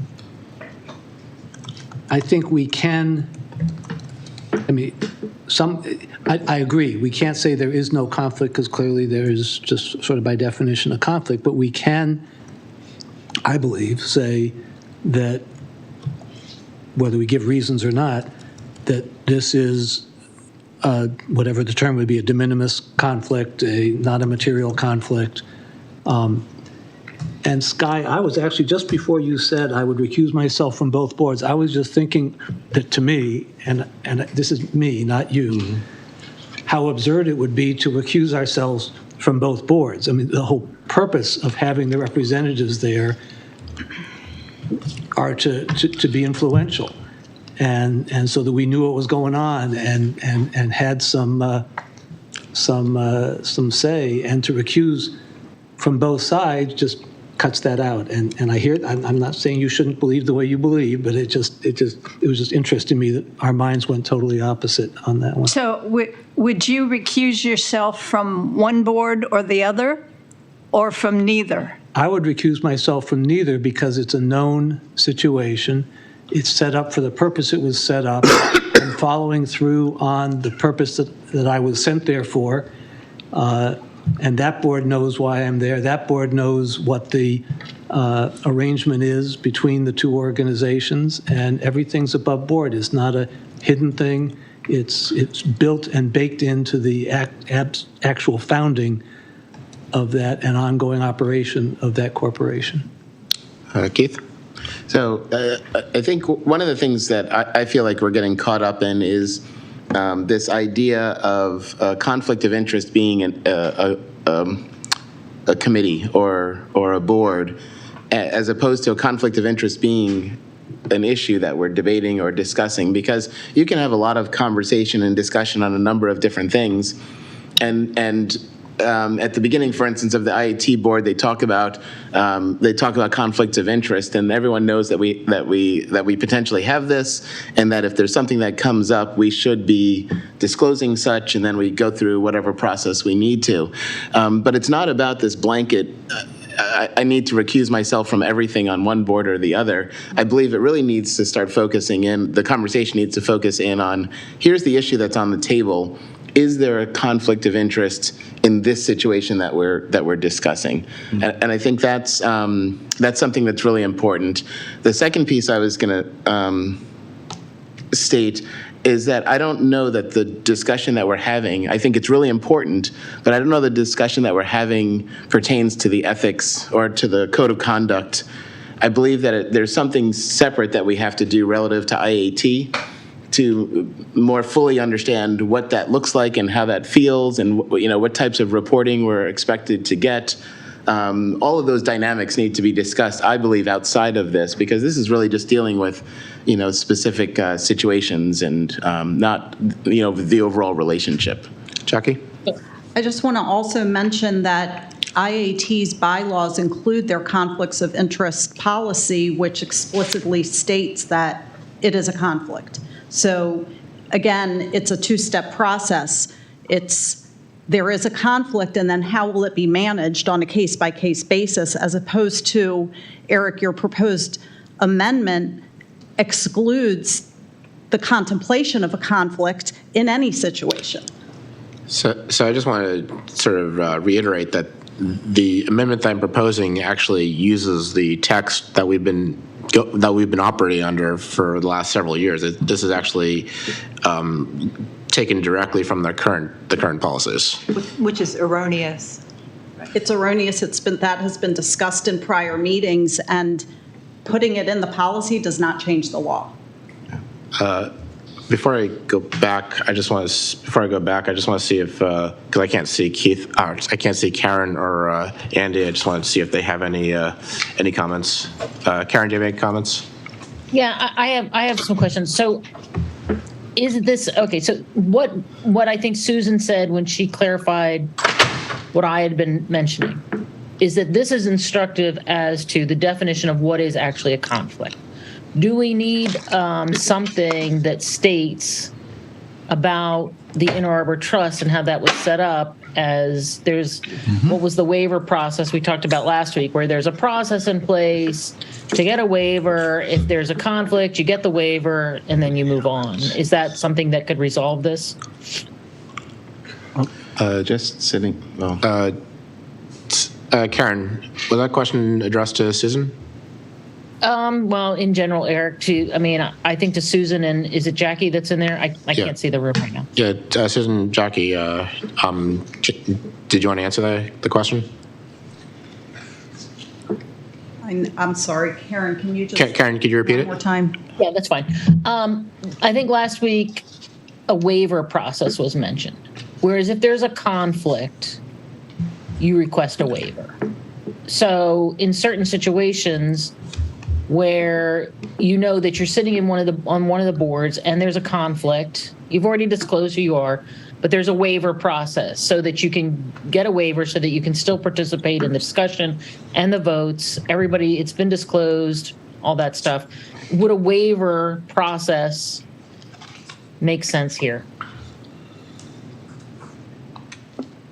I think it's situational, as we said. So each situation comes up. The member with the conflict could choose to recuse themselves. If they don't, there is a discussion by the disinterested board members about whether the conflict of interest applies to the particular issue. So I'm not sure that we need a process with a waiver. This, at least, as it is proposed by council, allows those decisions to be made on a case-by-case basis because there is the conflict. I think Alan was first, and I'll go to Sky. So two things. One is it just occurred to me, and I don't know if there's any way around it, but it's almost this disinterested party piece is almost a, if you will, guilty until proven innocent, because it's assumed that because it is thought that somebody has a conflict, that they do have the conflict. So that just became concerning to me. The second piece is sort of aligned with what Karen was asking. I've read this, but details are not my big thing. Could somebody who's more familiar with the details of this tell me yes, I get that this is just defining, and it's not about what happens. Where in this policy does it talk about not the enforcement of what happens, but the what happens if there is a conflict? So or is it basically just what Jackie just went through? I believe that's under Section 502. That what you're looking for? Procedure regarding disclosure, review, and handling of conflicts of interest. So it's basically what Jackie went through. Thank you. So that then still gets the conundrum for me of how do we know is somebody who, if I say that Reg has a conflict, just because I say that Reg has a conflict, does that mean he has a conflict and now I'm a disinterested party and Reg is not a disinterested party? Can I rebut to that? I know Sky was next, but 2 seconds just to, if you don't mind. Okay, Keith. The language that was being discussed isn't part of CA's board. That's part of IAT. So I believe that issue isn't really for us to discuss and debate because no one has established that there is an automatic conflict on this board. If we do put this in here, then we are automatically working to say that there isn't a conflict. So my position is that we shouldn't assume that there's a conflict or not assume that there's a conflict. We should take it situationally, and that doesn't need to be written. I hear that, and I get that. I have no problem with that. I'm just saying that if I say, hey, Keith's on the Inner Arbor board, that's a conflict, does that automatically, because I say that, makes you an interested party and me a disinterested party, and therefore you don't get to vote just because I said it? Can I Is answer there a that? process by which we decide whether you're interested? That just occurred to me that that's an interesting problem here. Sky? Two things. Number one, not only should we talk about conflict of interest, but apparent conflict of interest. And number two, Eric, could you review for us the amendment? Yeah. I think we're getting a little bit beyond it, I'm not sure. So the amendment is in regard to section 501, and basically says a conflicting interest exists when a senior management or a board member, and the third bullet goes on to say, has an ability to control or otherwise direct the actions of an outside entity that is contracting or dealing with CA. That entity may be private, public, or governmental, regardless of form. Then what was deleted was the phrase, this does not include any of the 10 Columbia Village Community Associations or the Inner Arbor Trust Incorporated. The amendment moves to reinstate the text, this does not include any of the 10 Columbia Village Community Associations or Inner Arbor Trust. So it would undelete or unstrike that line. So I just pulled it up on the screen, Yeah, so if that's helpful. Page 8. It's on page 8, 5.0.1. It unstrikes that, right where your cursor is, This right that here, highlight right? line. Yes. So this is Eric's amendment, is to bring the statement back. Yeah, to reinstate that line. So your amendment negates the main motion? No. It keeps the main motion with the amendment that line goes back in the code. It adds a sentence. So basically the amendment adds that sentence back in. And then so procedurally what will happen is we'll vote on the amendment. If that amendment passes, then that line goes back in the code, and then we vote on the main motion, which would then include the code plus that line. If the amendment, vote yes, what do you say? If you vote yes on the amendment, then the text in red that's crossed out would be uncrossed out and would be inserted back into the code. Okay. So that's if you vote yes, if we vote yes on the amendment. If we vote no on the amendment, then that text stays removed as seen on the screen. And based on, regardless of what happens, then we'll vote on the full motion or the full code with or without that text, depending on how the amendment passes or fails. Does that make sense? Thank you. Bill? Just 2 quick points.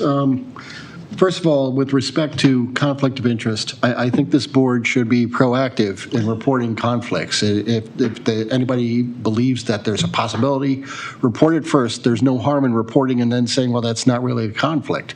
If there is a conflict, you do the disclosure, then the board can assess and take the actions that need to be done after the reporting occurs. To not report is kind of a reduced transparency.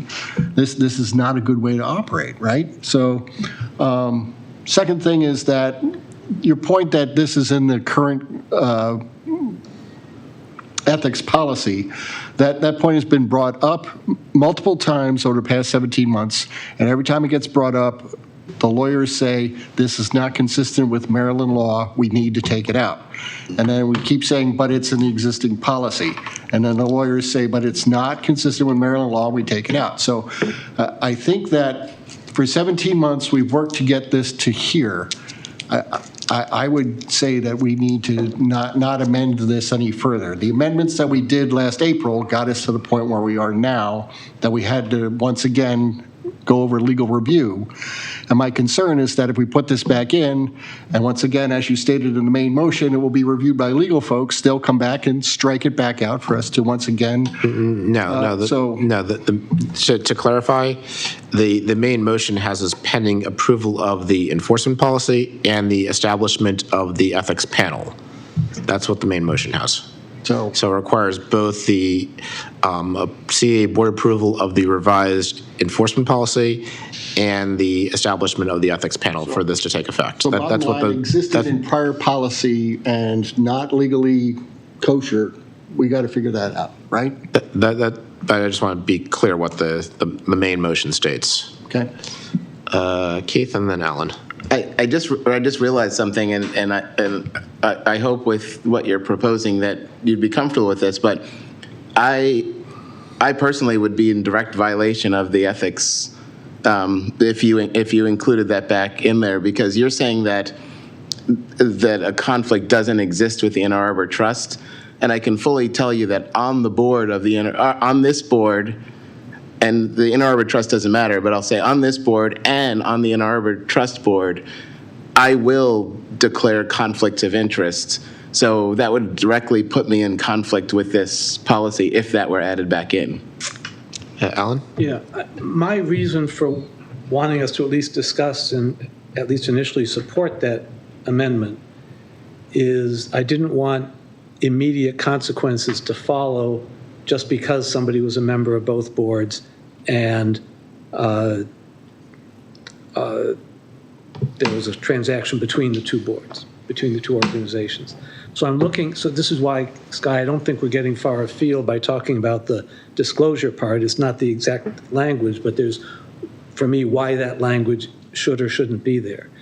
So as I read 5.02 on the next page, the only one who can, under this policy, disclose a conflict of interest is the individual with the potential conflict. There's nothing that I'm reading, that somebody can tell me I missed it, that says another member of the board or the public or the staff or whoever can raise a conflict that a member had. This is about the individual subject to this policy shall promptly and fully disclose and then remove themselves from the discussion, refrain from influencing, and at that point, in the context of that approval of a contract, which I assume is where this would mostly come up, the board of directors shall determine, after receiving that disclosure that the individual believes they have a conflict, whether the conflict of interest exists or can reasonably be construed to exist, and if it is, then that's where it kicks in with this got to be the majority of the disinterested directors. So I think that it's at that point that we need to include a step. I'd be more comfortable saying, yes, of course, it's a conflict if there's a transaction between the two organizations, but that in this place, that the board can declare that conflict de minimis and therefore not have this part be invoked. Dennis, do you want to say something? So, yeah, I had to have my hand up. So my thought is that there is a consequence, and the consequence is disclosure. I mean, it doesn't mean that you are, that the board can't waive that disclosure, and that's given in the document. I'd also say that that after 17 months, we have a good document. I don't think we want to argue over minor points. Let's get this thing approved. We are very, very close, and it's a long time coming. And we want to be an organization and to hold ourselves to the absolute highest standards. And this may be a higher standard than some people feel is necessary, but that regardless, we should try to hold ourselves to that high standard. So you mentioned disclosure, and the question I have is, haven't this already been disclosed? I mean, everyone knows who's on IIT. Everyone knows who represents which village. Aren't those conflicts already disclosed? No. I'd say no too. Not in every case. So as I said previously, this section is not talking about the disclosure. That section is describing what a conflict is, and that is something that is subject to the Maryland Code. So I'd like to get Regin. So I'm going to end this all by saying I call the question. Okay. Second. Before you call a question, because I can't see, because I can't. You do call the question, Yeah, it stops. Yeah, but I do want to, but I can't see Karen or Andy, so I do want to I just did want to ask if they had any last comments before we call the question, if that's okay. No, I don't have any more comments. Okay, Karen, did you have any other comments? No, Okay, I'm good. Thanks. In that case, I will call the question on the amendment. The amendment, as motioned by the chair and seconded by Alan, would unstrike the line, this does not include any of the 10 Columbia Village Community Associations or Inner Harbor Trust. So I will start with Andy. I vote no. Bill. No. Keith. No. Alan. No. Chris. No. Karen. No. Reg. No. Sky. No, which means I do not want that sentence there. Correct. Yes, that's what it means. The chair votes yes, the motion fails 1-8. That brings us to the main motion. Do we have any comments on the main motion to pass the code as written? Alan? Yeah. Dennis, I need some explanation for, you said it's all that happens is disclosure. But if you look at 502, after disclosure, there are 3 shalls. Or 2 shalls after disclosure. Disclose, remove oneself from any discussions or deliberations on that matter, and refrain from influencing, participating, or acting in any manner around that conflict. But then it also says, is determined to exist by the board of directors, which implies that there's some action that the board takes to determine that there's a conflict. So that's way ambiguous to me. But it's not just disclose and now you all know, it's disclose and then these things are triggered automatically.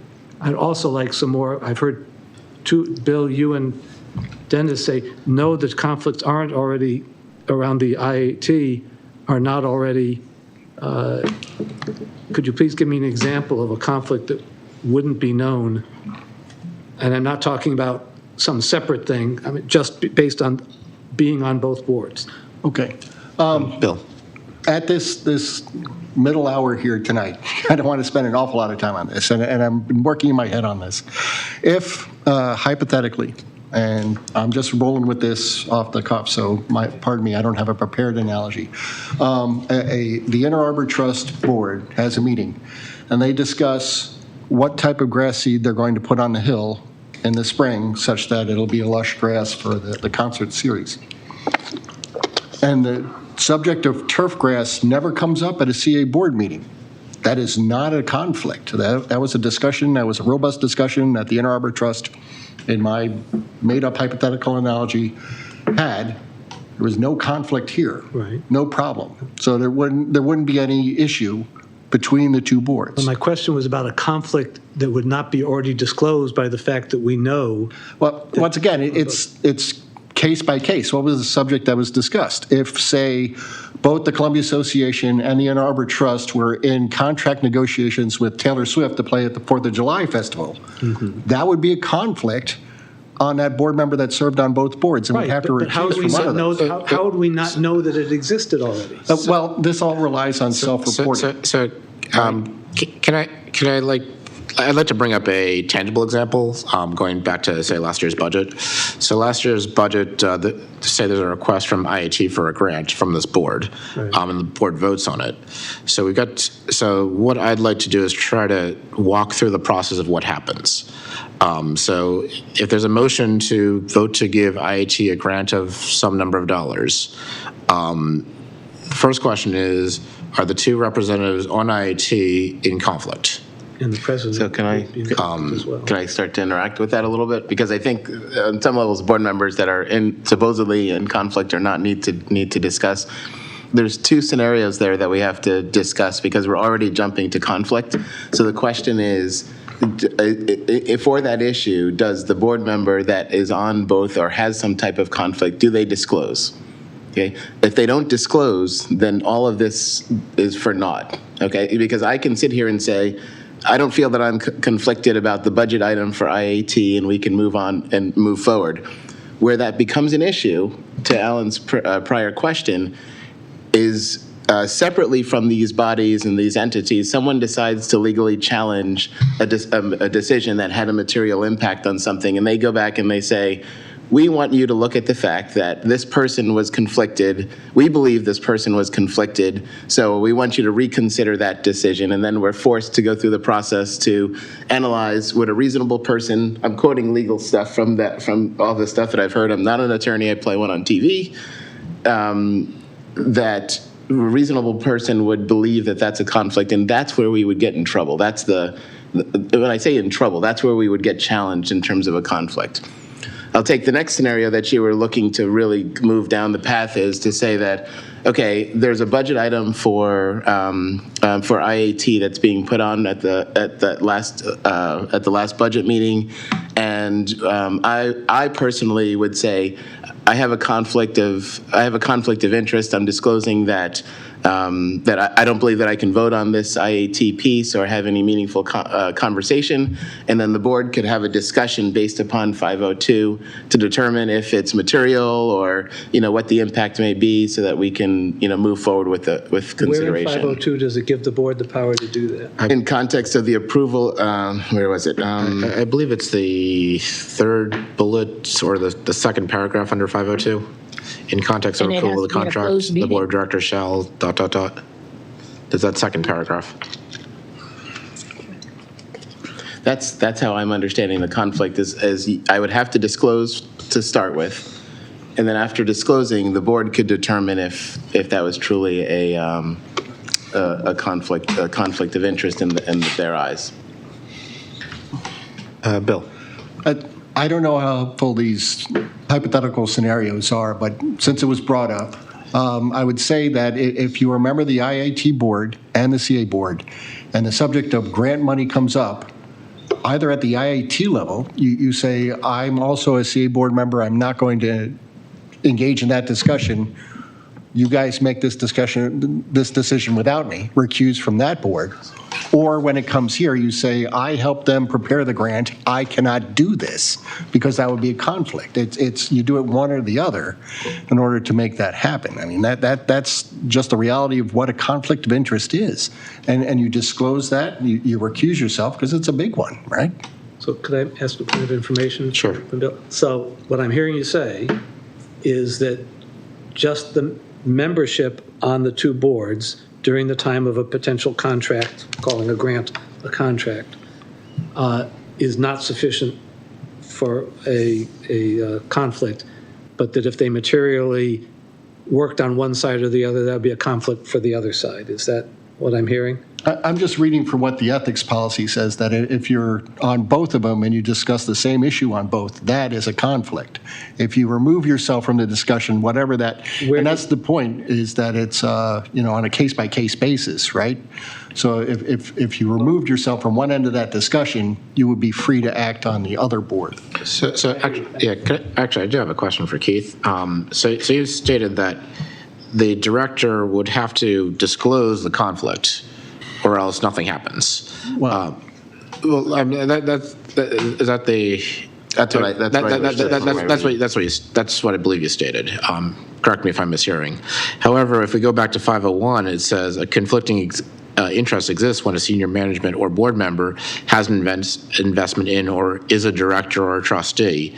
So the text of our ethics policy would say that if you're on both this board and another board, and that would be a conflict, as stated by the text. So I don't understand how I circle that with that it doesn't apply unless you disclose it. Wouldn't it always apply? I don't quite follow. That's a good point. I need to read on that one, Eric. Well, I am also not an attorney, but what I recall legal counsel providing for us is that by virtue of serving on both boards, you have a duty of loyalty to each organization, and you can't wear that duty of loyalty hat on both sides. So by virtue of serving, there is a conflict, but it needs to then be managed, which is the case-by-case basis as to whether it is materially enough to the issue at hand, significant enough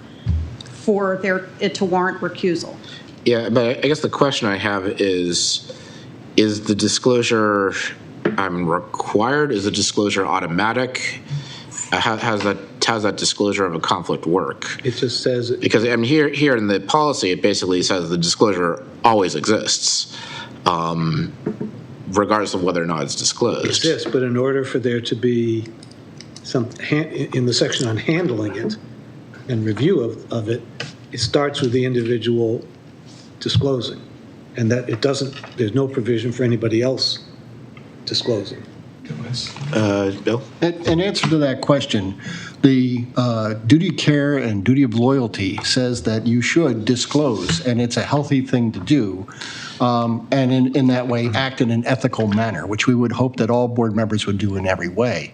If there is a concern that somebody did not disclose, it is not just it's a hush thing. What board members could do is file a complaint with the ethics panel that somebody violated the code of conduct and did not properly disclose, and it would be adjudicated through that process. Okay, so there is a way that if there was a concern of a board member that someone did not disclose, that could actually be remedied. But the fundamental truth is that every time we meet, every time we're dealing with ourselves at this level and at other boards, we should be being proactive about disclosure and conflicts of interest. That's just how things should operate. That's a normal, healthy, functioning board, and we should wrap our hands around and embrace that concept. Jackie? Time is up. Okay. I wanted to also, along those lines, remind you that annually there's the financial disclosure form, which requires disclosure of any other boards that you may be serving on. So you're, in a sense, disclosing through that. And then obviously the panel looks at it and it goes from there. So it is being recognized and being disclosed annually. Without objection, can I get an extra 15 minutes for debate? Seeing no objection, please give us an extra 15 minutes for debate. So I guess I'm asking more of a procedural question. And I hope that something that goes between IAT or our village boards doesn't go all the way to an ethics panel. I hope that can be sort of dealt with way before it gets to that stage. So I guess from a procedural standpoint, you have, and I'll go back to an IAT grant that came up last year and the board votes on it. Would the procedure be that both members in the IAT would have to voluntarily disclose or proactively disclose, or would it be the disclosures already made because they're on those boards and that's known, and then the board would vote to say whether or not that conflict is material that will require recusal or not? That's what I'm trying to figure out, is how that procedure works. Bill? Eric, I think that would be a healthy and proactive way to handle the situation, to say, hey, I'm on the Inner Harbor Trust Board. This grant is before us. This is possibly a conflict of interest. Let's put it on the table and talk about it. I think that we had people here tonight saying that they should be included. They should be included in this discussion. They should hear us talking about this so that they understand what's going on. To not would certainly be not in the best interest of this board and violate the duty of care, right? Duty of loyalty. Jackie?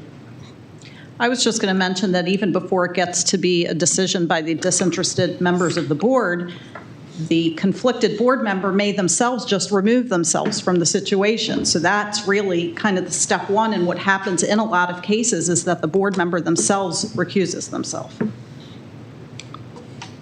Alan and Keith? Well, in fact, this policy doesn't give them any choice but to recuse themselves. It says an individual subject to this policy shall promptly and fully disclose, remove themselves from any discussions or deliberations on the matter by the board. And so if they don't do that second point, And as Bill has pointed out, then they could be subject to an ethics complaint that could end up being adjudicated by the ethics panel. And that's where I was going. It seems like it's a required set of steps, not it's up to their board members' best conscience. Well, or the decision of the or- rest of the board of directors to determine whether that's a material conflict that requires recusal or not.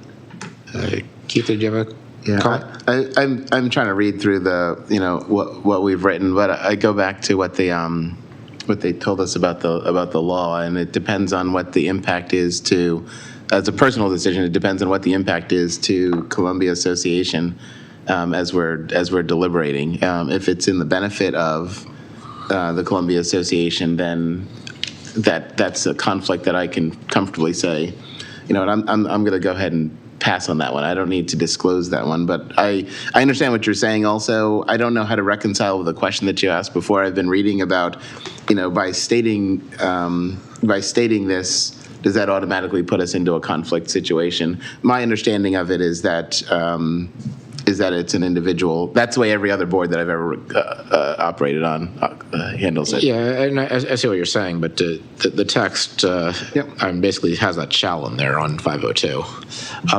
Before I ask anyone here, I just want to. I'm sorry. The last thing, I don't know if this has anything because this is like totally legal, but there's a conflicting interest and then there's a conflict of interest. And conflict of interest seems to be a very specific thing versus a conflicting interest.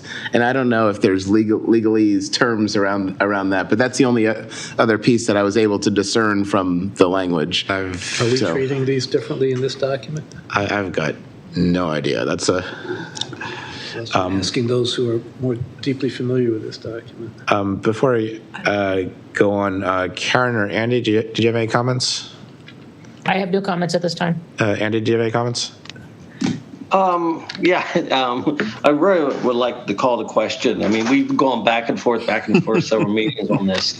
I think it's just time we take a vote. Okay, Reg, did you have last question? Or Yeah, a comment. So I was actually going to say the same thing. Okay. But, it seems to me that I think you guys are overthinking this thing. I mean, if the president said that you've been on this for 17 months, it's a long time to be going over and scrutinizing every single, it seems like every word and every thought. So, for someone coming back on the board, I'm thinking, oh my gosh, you guys are way overthinking this thing. So I would call the question. Yes, we'll call the question. Sky.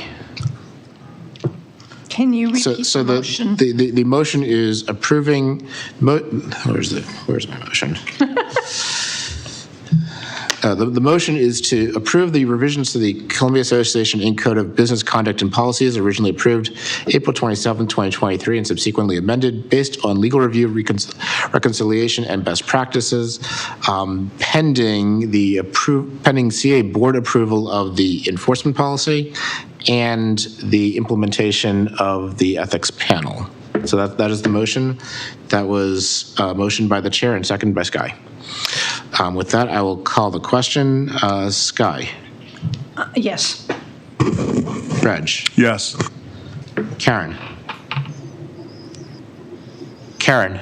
Yes. Chris. Yes. Alan. Present.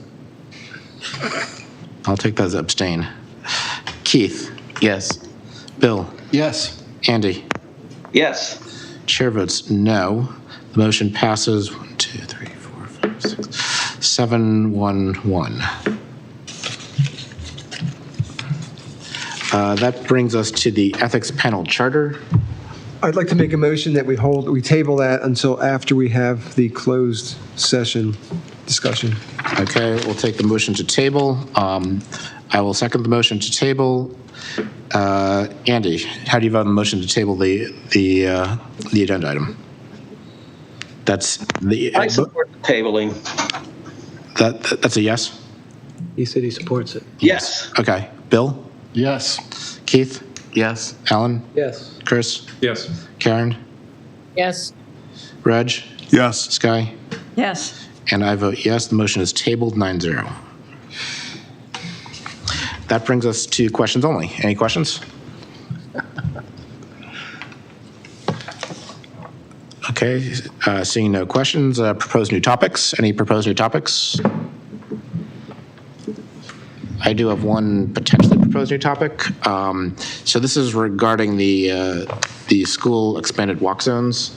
And so looking at the expanded walk zones, it looks like they're utilizing CA Pass when computing those walk zone areas.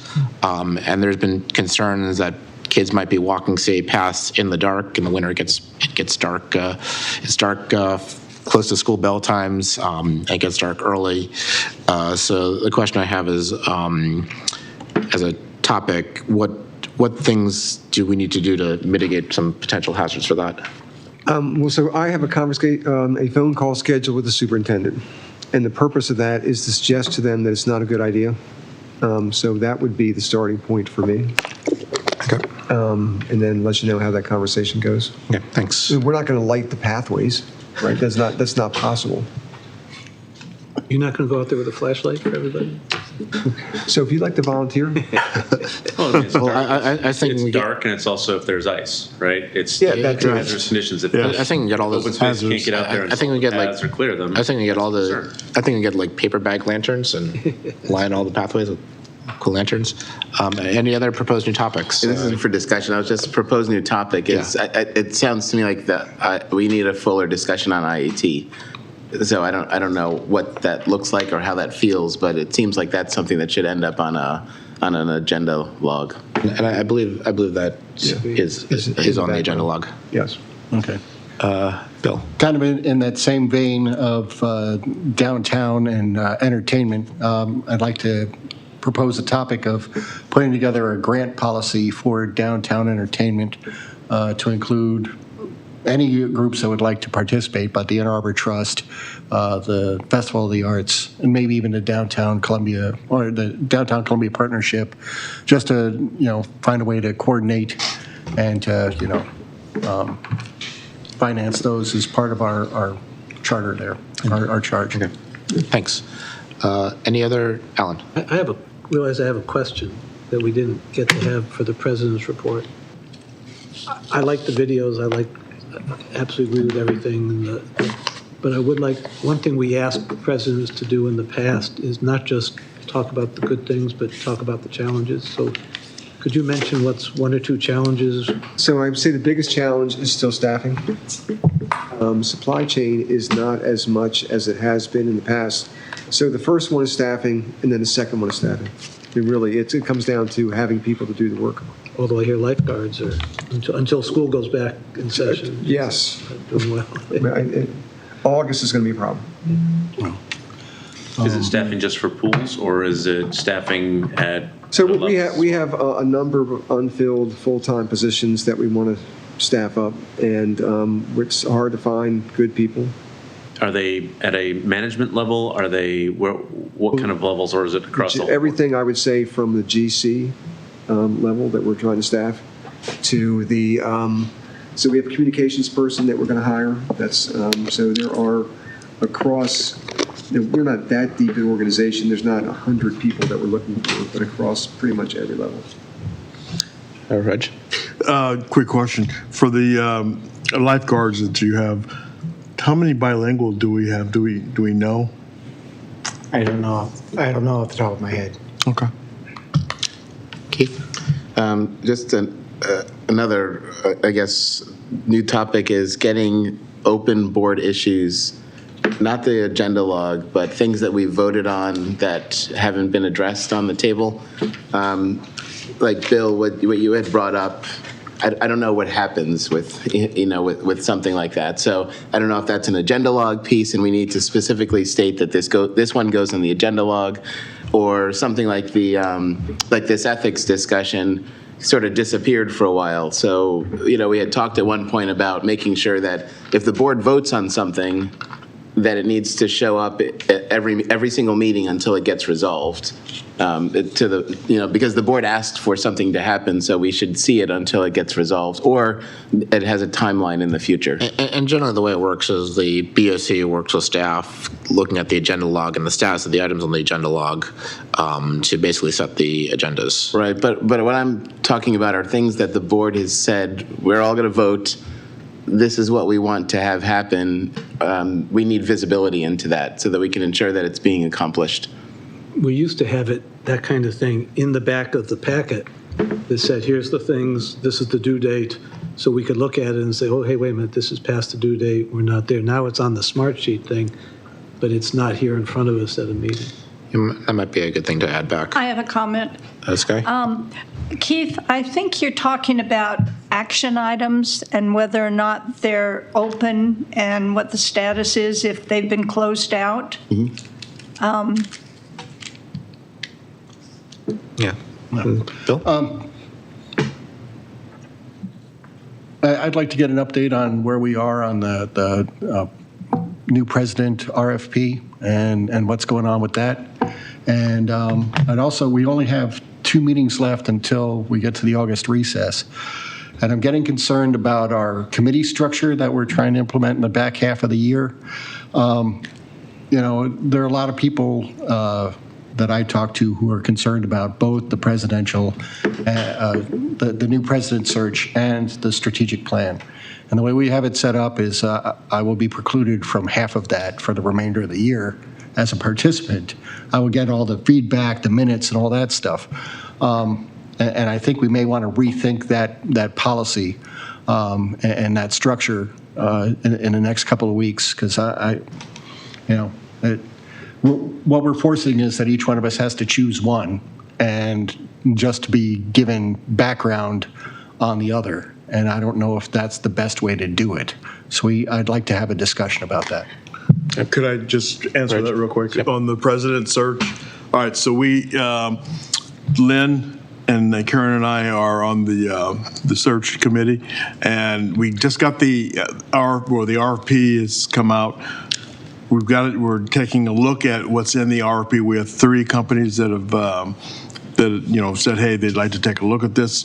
We'll take a look at it.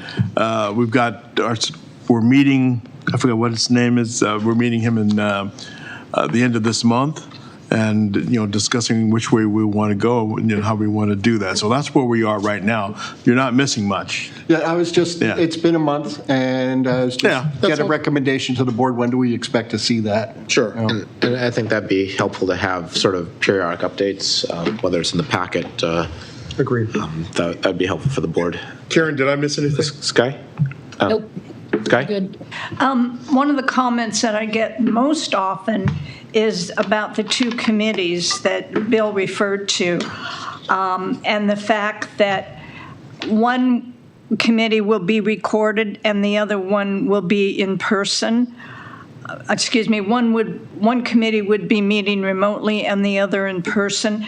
And I would like to say, and not only that, but you're taking away the work session. So I would like to suggest that we still have a work session, we still have a voting meeting, and in the odd Thursdays have the committee meetings, which means some people will be going to 4 Thursday meetings a month, some to 3 and some to 2, but you're not leaving anybody out of any of that information. So it is a huge lift for staff. We're working through that now to have 2 committees, so have 2 different meetings on the same night with 2 different packets, and then figure out how to record them in minutes and agendas and meeting the HOA Act requirements. So that is a big lift for us, and that's one of the reasons why it got pushed back. So now the other thing I'd like to say is that think about these recruitment effort. A lot of that is going to be done in closed session. Anyway, so that's a whole different, so in my mind, you could do the strategic plan in normal work session, open session, and it's not like every 2 weeks you need, or every month even, you need to meet on the recruitment effort. there's going to be some lags in there. That's probably more like once every 6 weeks you meet and you figure out who's whatever the. But it's not. I don't think it's enough to justify at this time, based on the workload we have, and to have the committee structure go into. I think it's a big lift. Keith, just to reinforce, I think what we're outlining here is a need for that action items list so that we can revisit some of these pieces and just make sure it stays top of mind. That and the strategic plan and making sure that the strategic plan is officially distributed and updated on. And some frequently in the board meeting. And I believe the strategic plan would, we start debating that in September. There's an update, I think, a retrospective update in July. Okay. Griff is coming in July. I'm also talking about the future one. Yeah, and the future one. Well, you have to look at what happened in the past, what went well, what didn't go well, who we reached out to, what we would like to do differently. Yeah. Bill? Just two quick happy notes to close out at least my participation tonight. Just thanks to staff and everybody who, and the board that participated. That retreat we did was really good. I got a lot of it, and I wanted to thank everybody. And the Wild Lake Water Cats are swimming the Dorsey Dolphins, and I wanted to wish the Dolphins the best of luck on Saturday morning. Same to you. Welcome to Faulkner Ridge. Okay, seeing no other comments, that brings us to chair remarks. I'd like to thank you all for coming today, and I think we had some good discussions. And with that, can I get a motion to adjourn? So moved. Motion by Keith, second. Anybody seconding the motion to adjourn? I'll second it. Second by Reg. Any objections to adjourning? Seeing no objections, meeting is adjourned at early 9:36. Wow. We get done by.